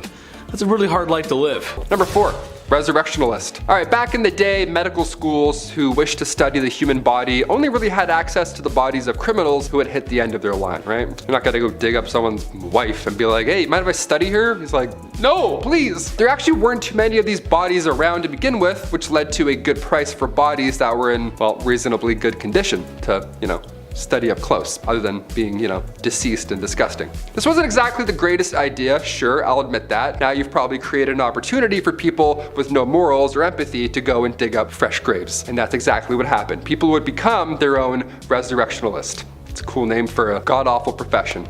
if you want to call it that. The problem was so bad that people had to protect, like they had to guard the graves of their recently deceased loved ones, or else these guys would come in and try and dig them up and sell your nana for like 20 bucks. You have to stay there for 4 nights and guard her. That's crazy. No one should have to do that. The Victorian era sucked. No one should have to do that, or this next one here. At number 3, muckraker. In our last video about unusual jobs from the Middle Ages, I told you guys about a job where people had to clean up human waste with ladles and then transport it elsewhere to keep the town clean. But there's another profession along those same kind of lines that I'd like to tell you about. Muckrakers were the people who were responsible for cleaning waste off the streets in whatever town they were in. You see, back then, people kind of just disposed of their waste wherever they pleased. But since this waste, like human and animal excrement, rotting food, and entrails, had nowhere to go and kind of just sat around the streets, you can just imagine how disgusting that must have been. So that's where muckrakers came in. These were brave people who basically rode around town, collecting waste off the ground and throwing it into carts to then be transported out of the city. As horrible as this job may sound though, these people actually made a lot of money. Muckrakers could make in 11 days the same amount as another laborer makes in 6 months. Would you do this job if it made you rich? Number 2, funeral mute. Yes, death. Happened quite a lot back then. I thought being a pallbearer had a lot of pressure, you know, don't drop them, all that kind of stuff. Victorian London saw many funeral mutes. Now, Oliver Twist, one of the lousy jobs in that tale, was that of a funeral mute. Oliver Twist is like, this one sucks. Well, it really sucks. Mutes were required to dress, of course, in all black with a sash while carrying a long cloth covered stick, and your job would be to, well, to stand and mourn and not say a thing the entire time. You'd have to stand at the door of the recently deceased home and just welcome death. Just embrace it. You have to be death. The mascot for death is now you. Horrible. In Victorian London too, you're gonna breathe in a fresh rotting body. Nice, that's good. I have about 4 days left, thank you. And after that point, you would lead the coffin all the way to the graveyard. Nice and slow, like you were leading a marching band. Only it's not music, it's death behind you. And finally, number 1, a chimney sweep. I remember doing this when I was a kid. Okay, I got some questions now. I'm gonna make some phone calls after this list. I had to do this when I was a kid, but back then it was a lot worse. It wasn't a chore, it was an actual job. This was a terrible job to have in Victorian London, obviously. Chimney sweeps were famously young men, guys. I can't say anything else here, but they were young lads. That's it. History is pretty horrible, right? You could fill it in. 1840 was a good year, all things considered, because a law was passed that made it officially illegal for anyone under the age of 21 to climb in and clean a chimney. Nice. I was 18 cleaning my chimney at home. I had no idea. I could have busted out this law and been like, actually, 3 more years, Dad. See ya. Just moonwalk out of there. I'm not cleaning anything. Just the kitchen for now. I'm not using that tiny little brush. Why do all chimney sweeps have a tiny brush? Give them a bigger brush, you know? Number 10, the leech collector. I'll start you guys with an easy one today, because trust me, this list, well, it gets very gross very quick. Leeches were used in medieval medicine to help stop bleeding or to purify you of one of the 4 humors, you know, bile, black bile, all that business. Now, usually I wouldn't be agreeing with medieval doctors because, well, it's not a good idea, but there is some merit to the leeches cleaning up blood. It's still done today, mind you, in a much more controlled situation with antibiotics on standby, etc. In the oldie times, someone had to go get them though. Someone had to roll up their sleeves or, well, actually keep them rolled down and walk into the swamp or whatever murky water there was and pick up the slimy bloodsuckers. It can be worse, as I'll prove in this list, but it's still not a great, it's not fun. I wouldn't want to do that. Picking up leeches all, and then like you go home and like, gee, I feel really tired today. And you look at your leg and you're covered in leeches, it wouldn't be good. It wouldn't be great. Number 9, groom of the stool. We've talked about this job before on Bumblebee, but Taylor and I think it's very funny because, well, yeah, it is. It's pretty funny. Basically, it's like having a bathroom attendant. Sometimes if I eat too many Slim Jims, candy, beer, and Taco Bell, I get an upset tummy, which means I'll be on the toilet hunched over, wishing to God I didn't have extra hot sauce on my tacos. Well, imagine if there was someone there to help you, someone to just talk you through it along the way, perhaps offer a conversation, a breath mint, and more importantly, aid you in cleansing the royal bottom. Ooh, yes. That's right, back in ye olde England, there was someone who aided the king in his bathroom duties. Funny enough, it was actually a well-respected position, just you know, keep some hand sanitizer nearby so you can just clean up after. I wouldn't want to do that. Number 8, the vomit collector. Here we go, folks. Romans, opulent partiers and conquerors of the ancient world. Can you just imagine what one of those parties was like? Oh, I'd love to go. If someone has a time machine, let me know. Call me. Well, supposedly, as the legend goes, the Romans were so opulent, so greedy, that they would vomit to make room for more food and treats at the most greedy of feasts. Well, this wasn't exactly a modern age, so the vomit wasn't going into a toilet or a modern plumbing system.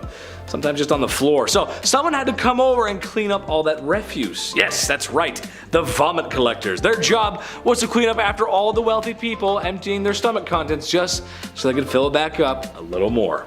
Or a lot more, because it's a buffet and a feast. Gross.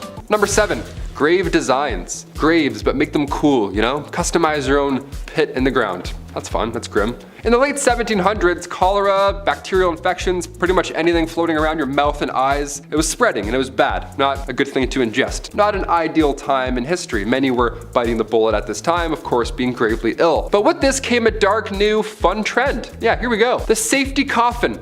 Yeah, let's make your own coffin, DIY. These coffins, God forbid, you were buried alive, while these safety coffins would allow the dead to rise again. Yeah, some Tony Stark guy in the back's like, if you push this, the body will pop back out and come to life. It's like, really? A lot of these coffins were built with extra comfort on the inside and of course a wire, the safety backup wire. This wire ran through the coffin, through the ground, and attached to a bell on the outside on the ground. So if somebody was walking by and they heard a bell ringing beside a gravestone, first of all, it's haunting, well, they know something's up and they can get them out. But folks would get creative with their safety coffins. They would ask the inventor to make them crazy things, like a man named Robert Robinson from Manchester. He had some odd requests. He passed away in 1791, but he instructed his family and watchmen to open this special door on his coffin after he passed. This special door would reveal a layer of glass. Yeah, so if anybody saw any condensation, well, you know he's still alive and get him out. Only he wasn't alive. And now we just have the world's scariest exhibit, just a real life dead man. Let's close that back up forever. I don't want a glass coffin, that's disgusting. Number 6, match girls. Women in the workforce. Tough, dedicated, and in the numbers. Truth be told, I don't know where we'd be if it wasn't for the Rivet Rosie generation, especially during the World War era. I really don't know where we'd be. Couldn't do it without you. Well, let's take the match girls, for instance, who work day and night to make the very new and effective phosphorus match. Ooh, one strike all, baby, love it. Their job was to take little itty bitty pieces of wood and dip them into a phosphorus solution. Bada bing, bada boom, you got yourself a match. That's how it goes. What's gross is that after years of working there and inhaling the vapors from the chemical soup they were working on, well, it had some pretty nasty side effects. It would cause cheeks to have a strange glow about them, and most commonly gums to bleed and have an awful smell pouring out of your mouth. That's not good. The only cure was to have an infected jawbone removed. Oh, that does not sound good. I don't like that. That's not good. At number 5, bear leader. Now here's a really strange job from the Middle Ages, which sounds both terrifying but also kind of cool. Back in the Middle Ages, blood sports were all the rage. Many of the monarchs who ruled during this time were obsessed with watching blood sports, which honestly kind of explains a lot, but that's besides the point. One of the most popular blood sports was bear baiting, which involved making a pack of dogs fight a bear. Sounds gruesome, but it also begs the question, well, where did you get the bear? Well, that's where bear leaders came into play. For bear leaders, their whole job was to lead bears from village to village so that they could participate in blood sports.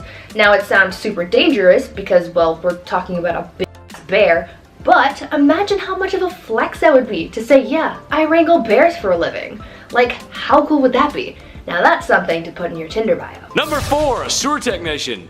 It's a dirty job, but somebody's gotta do it. Today, modern sewers are tunnels and intertwining, well, tunnels that lead our least desirable filth to their final destination, whether that be the ocean or hopefully a purification plant. There's one near me. Sometimes, however, especially in older cities that haven't been equipped with the proper upgrades, these sewer lines can get clogged or jammed. Happens more than you think, actually. And when that happens, you don't call the Ghostbusters. Venkman's not gonna help you here. You call the sewer technicians. Their job is simple: maintain the sewers and unclog the holiness that awaits them below. Imagine a whole city's worth of filth that gets flushed down the porcelain throne. And seriously guys, stop flushing wipes down the toilet. They're not flushable. Don't do it. It's bad. But yeah, they go and unclog it, and then everything's good. And I hope they have a nice hot shower waiting for them, because boy, they need it. That's not good. They need it. Number 3, nuns. It makes sense, honestly. Becoming a woman of God was honestly a good career choice for a woman. For starters, you become a woman of God, and that means you're protected under His vision. Thank you, Jeebus. And people need that back then, seriously. Secondly, it would also give you a place to live. Some nuns stayed in one town and others traveled where needed, staying in monasteries and convents where it was possible, and probably more comfortable than living in the mud and stone huts that the serf women were living in. And lastly, they got rulers and sticks, and if someone was bad, they would punish them when they misbehave. Oh, sorry sister, I didn't mean to say naughty words in the classroom. I guess you'll have to spank Chetty now, ooh. All jokes aside, this might have been one of the best things for a woman to be, besides royalty or marrying rich. It's just how the times went. Number 2, the rat catcher. The Industrial Revolution literally changed the fabric of society. Now there's lots of factories where people would clock in and clock out for a steady wage, whilst enjoying their position in the workforce, producing goods and products at an unknown level. Previously known, that makes sense, sure. But this also meant that cities got bigger, streets got more crowded, and that meant lots of rats living and loving it in that filth. That's why there were rat catchers, because there were so many rats. It was more than a problem, it was honestly an epidemic. The catcher would rub oil and thyme on himself to try and catch the rats with their bare hands, where then they would then be released elsewhere, but that kind of doesn't really...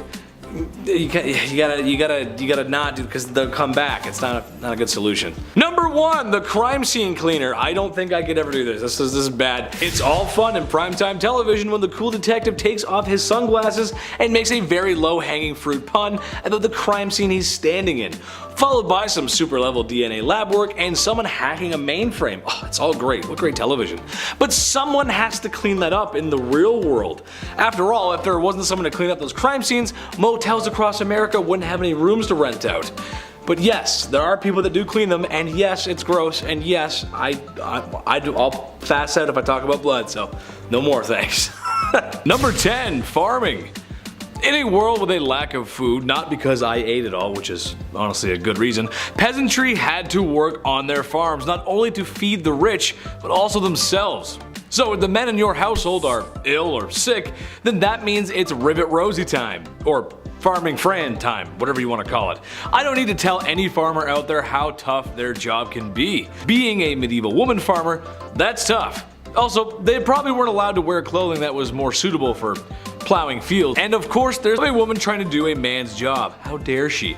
People just should have let them be. There's a good chance the crops wouldn't make it either. A green thumb would have come in very handy. A tough job nonetheless. Number 9, beer maiden. This one goes out to any woman who's ever had the pleasure of working at a certain restaurant that's fixated on women's chests. You know the one I'm talking about. Or any woman who had the absolute pleasure of working at a golf course clubhouse. Keep your mitts to yourself, you filthy animals. I can't imagine the bar maidens of ye olde times had better luck. There really aren't a lot of laws to protect them either. But basically, they helped serve ale in the taverns and inns, which brought in all kinds of unsavory types. Mind you, it's not as bad as it would be in Skyrim or, other fantasy RPGs, but it's still a sour bunch. Sometimes there were just barrels of ale and the maiden's job was to simply just keep filling the tankards and handing them out. I'm sure she was well respected and not even once ever had her personal space infringed upon, right? Of course not, no. Number 8, caring for children. Hey, someone had to do it. A woman's job is never done. At least that's what my mom, my aunt, my grandma, and pretty much every woman I've ever known has always said. Okay, sure, I was a little bit of a handful. I was loud and energetic and I loved to talk. Teachers always said I was a distraction in class. Alright, maybe I was, and maybe I still am. Okay, I am. But at least the women caring for me had the modern amenities of the 21st century. A fridge full of fresh food, washing machines, cars, and a solid structure with 4 walls. So you can imagine if you had to deal with a kid like me back in ye olde times, just with none of the nice stuff that makes life today a lot of fun. Ye olde Chetty running amok. Oh mother! Number 7, fuller. Wool was a very important part of life for people back in the Middle Ages. They were able to make all sorts of things out of it, and because it was waterproof because of the natural oils in the wool, it made processing the wool quite easy. But soon people found out that whatever they made out of the wool ended up being quite coarse and frayed easily. They figured that if they removed the oil from the wool, then it would make the overall product a little nicer, which it did, but the oil removing process definitely wasn't pleasant. Back then, in order to get the oils off wool, people called fullers would process the wool by pouring stale urine over it and then stomping on it. They needed some kind of alkaline solution to dissolve the oils, and urine was the best and most abundant solution. What makes this extra gross though is the fact that when it came to big batches of wool, they would have needed the urine of a bunch of people to get the job done. So that means that the fuller would have been sloshing around in the urine of like half the town. Gross. Number 6, Joan of Arc. It doesn't get more unusual than the savior of France. England and France were having a go at it, if you will, which, if you know history, was like round 12 of 100. Anyway, it wasn't going too well for France. It was going rather poor, actually. The same kind of poor I got on my report cards under the paying attention section. Oops. Then there was Joan, really a nobody, when one day she heard the voice from a higher power that she was to drive the English out of France. Naturally, the people around her, especially the men, scoffed at the thought of a young woman being the hero they needed. But given that they had nothing to lose, suited her up and sent her out. Plot twist, she did very well, like crazy good. The Battle of Orleans proving her grit. The English were so confused and disgruntled by a young peasant girl defeating their armies, they thought it was only proof of one thing, that she wasn't a sign of God, but rather a sign of the devil.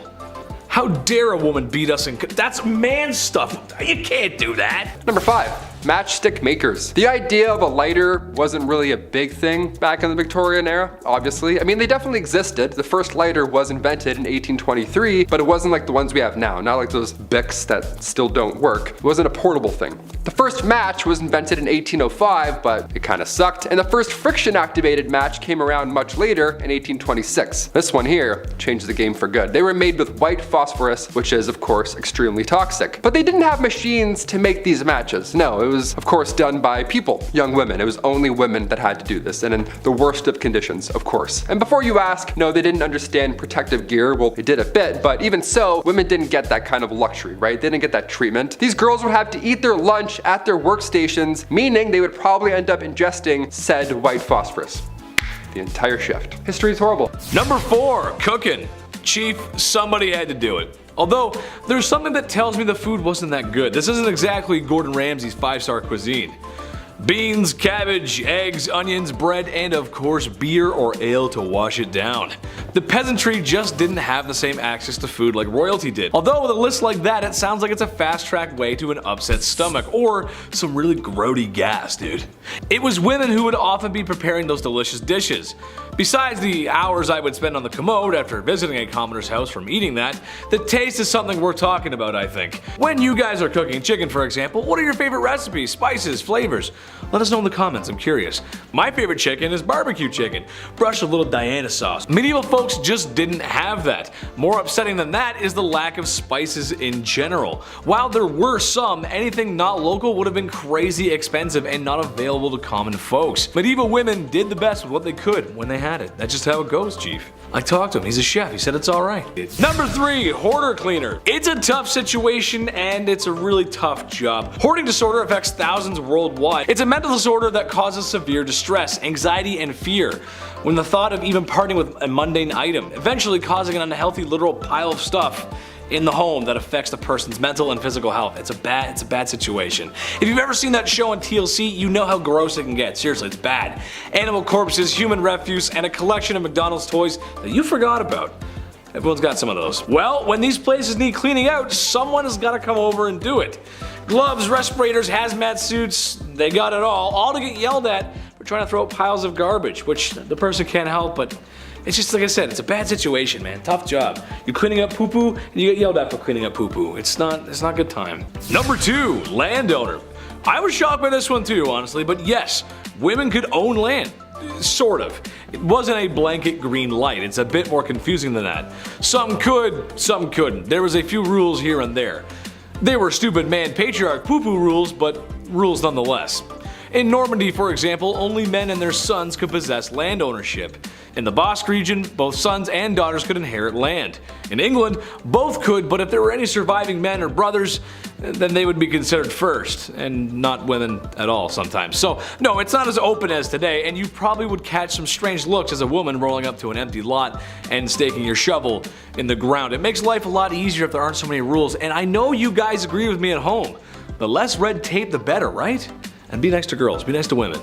Number 1, artists. This one hits home. I think Chris can agree with me on this one. A lot of male artists, writers, and poets get remembered from history, but there was a few decent female ones too. We gotta give them some spotlight. Just, it sucks that males get all the spotlight. To me, this makes sense. In my experience, a lot of girls I knew growing up had natural talent for arts. I remember growing up in school, and art class was always one of my worst subjects.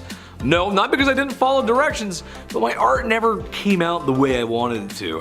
I didn't feel the motivation, babe. I couldn't see the motivation. Most of the girls in art class just passed with flying colors. No pun intended. And for writing, well, besides my dyslexia, if you looked at a paper I wrote in the 6th grade versus a girl from my classroom in the 6th grade, what's the difference? Well, you can actually read hers. Mine are terrible. All grade school antics aside, notable artists and writers include Clarica Gouda, that's a cool name, and Hildegard of Bingen. Names you might not know, but for sure are worth a Google search. At number 10, groom of the stool. There were a lot of really horrible jobs back in the Middle Ages. I mean, these people literally took any task you could think of and turned it into an actual profession. From fetching water from the nearest stream to handing drinks to people, everyone had some kind of job. But with that said, some jobs were worse than others, and here's one of them. The groom of the stool was a job created during the reign of Henry VIII, where the role was to monitor and assist the king in his bowel movements. They would carry a commode around at all times, waiting for the king to do his business, and they were also tasked with monitoring the king's diet and meal times, and would organize the king's days around his break times. They were also tasked with undressing the king for him to do his business, and it's also been suggested that they would have to, quote, cleanse the royal posterior as well. You know you're well off when you hire someone just to take care of your bodily business. Talk about a crappy job. At number 9, kissing sheets.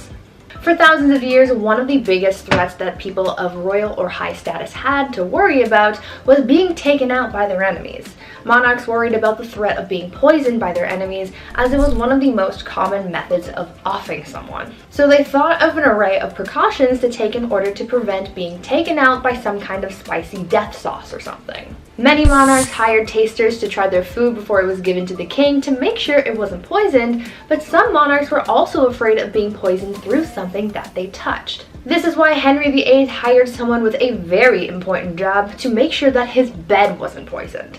The person who was tasked with making the king's bed was also required to kiss every part of his bed every morning. They would kiss the pillows, the sheets, and blankets to prove that someone hadn't smeared poison on it. The king was also concerned with people poisoning his clothes too, as well as his sons, and so they would be tested for poison before they got dressed. Henry VIII was really out here providing employment for just about every weird task you could think of. Before we carry on talking about some of the strangest professions from back in the Middle Ages, why not take a moment to leave a like on this video if you're enjoying it so far, and while you're at it, consider subscribing to the channel to see more videos like this one. At number 8, leech collector. Back in the Middle Ages, things were still quite underdeveloped, like medicine for example. In our last video, I told you guys about alchemists who, at the time, were pretty much the ones who sought out cures for different ailments. Because science wasn't really known to them back then, they tried using whatever they could find to create cures, and one of the most common things that were used in medicine were leeches. Now, as we've learned by now, anything could become a job in the Middle Ages, and so gathering leeches became a profession. What's even weirder than the fact that finding leeches was someone's job is the method of how they collected those bad boys. Leech collectors would wade into the water with bare legs and wait for the leeches to come to them. They would swish around and try to gather as many leeches on their body as possible.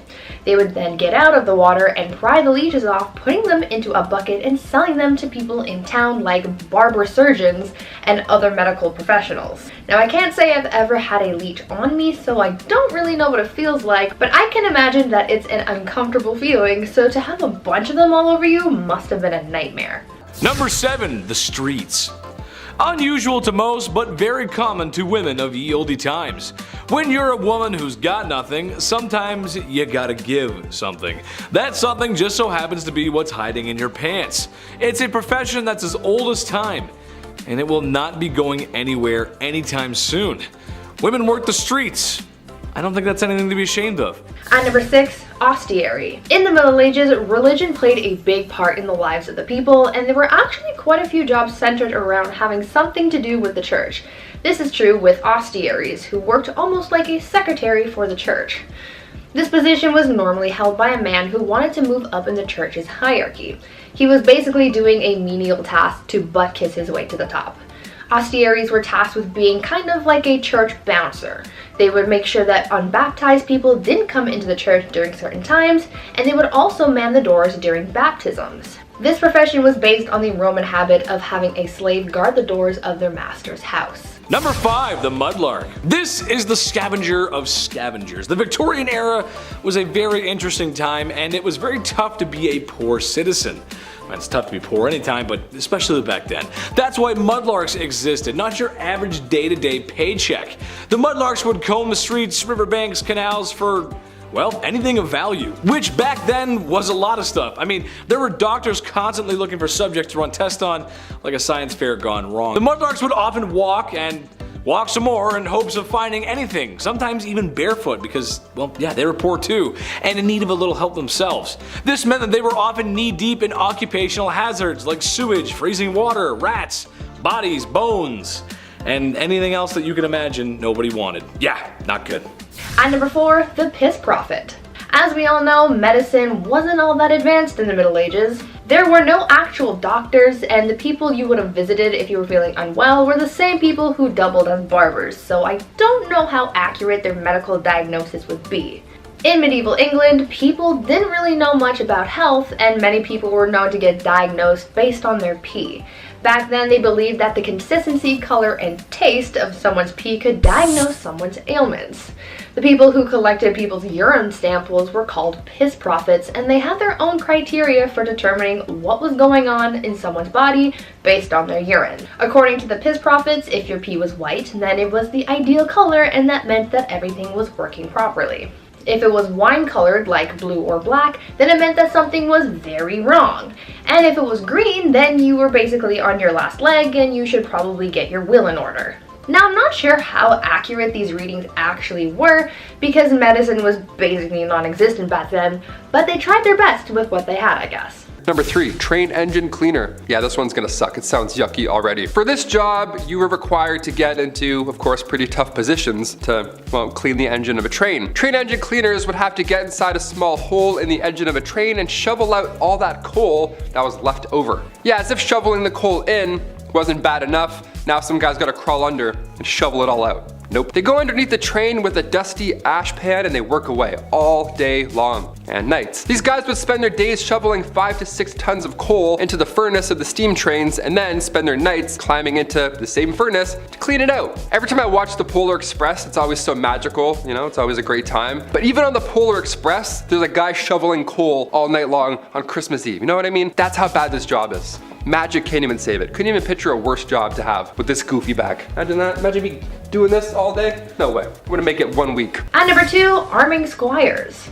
I've talked about squires in a previous list about medieval knights, and if you've watched that video, then you might be familiar with how unpleasant the life of a squire could be. At a certain point in their training, a squire would be tasked with basically being an assistant to a knight, and a lot of their assistance was guided towards the knight's armor and weaponry. In the Middle Ages, arming squires were given the task of maintaining the knight's armor.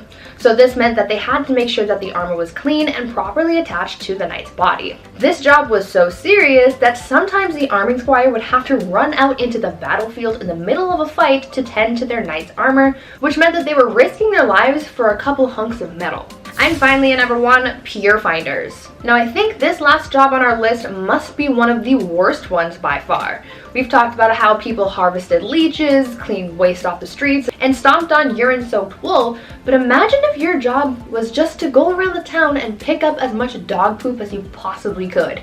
This was basically what people called pier finders would do. Dog poop was essentially used as a drying agent by tanneries to make leather for bookbinding. This was a lot of people's full-time jobs, but imagine how crappy this job would have been. I'll see myself out.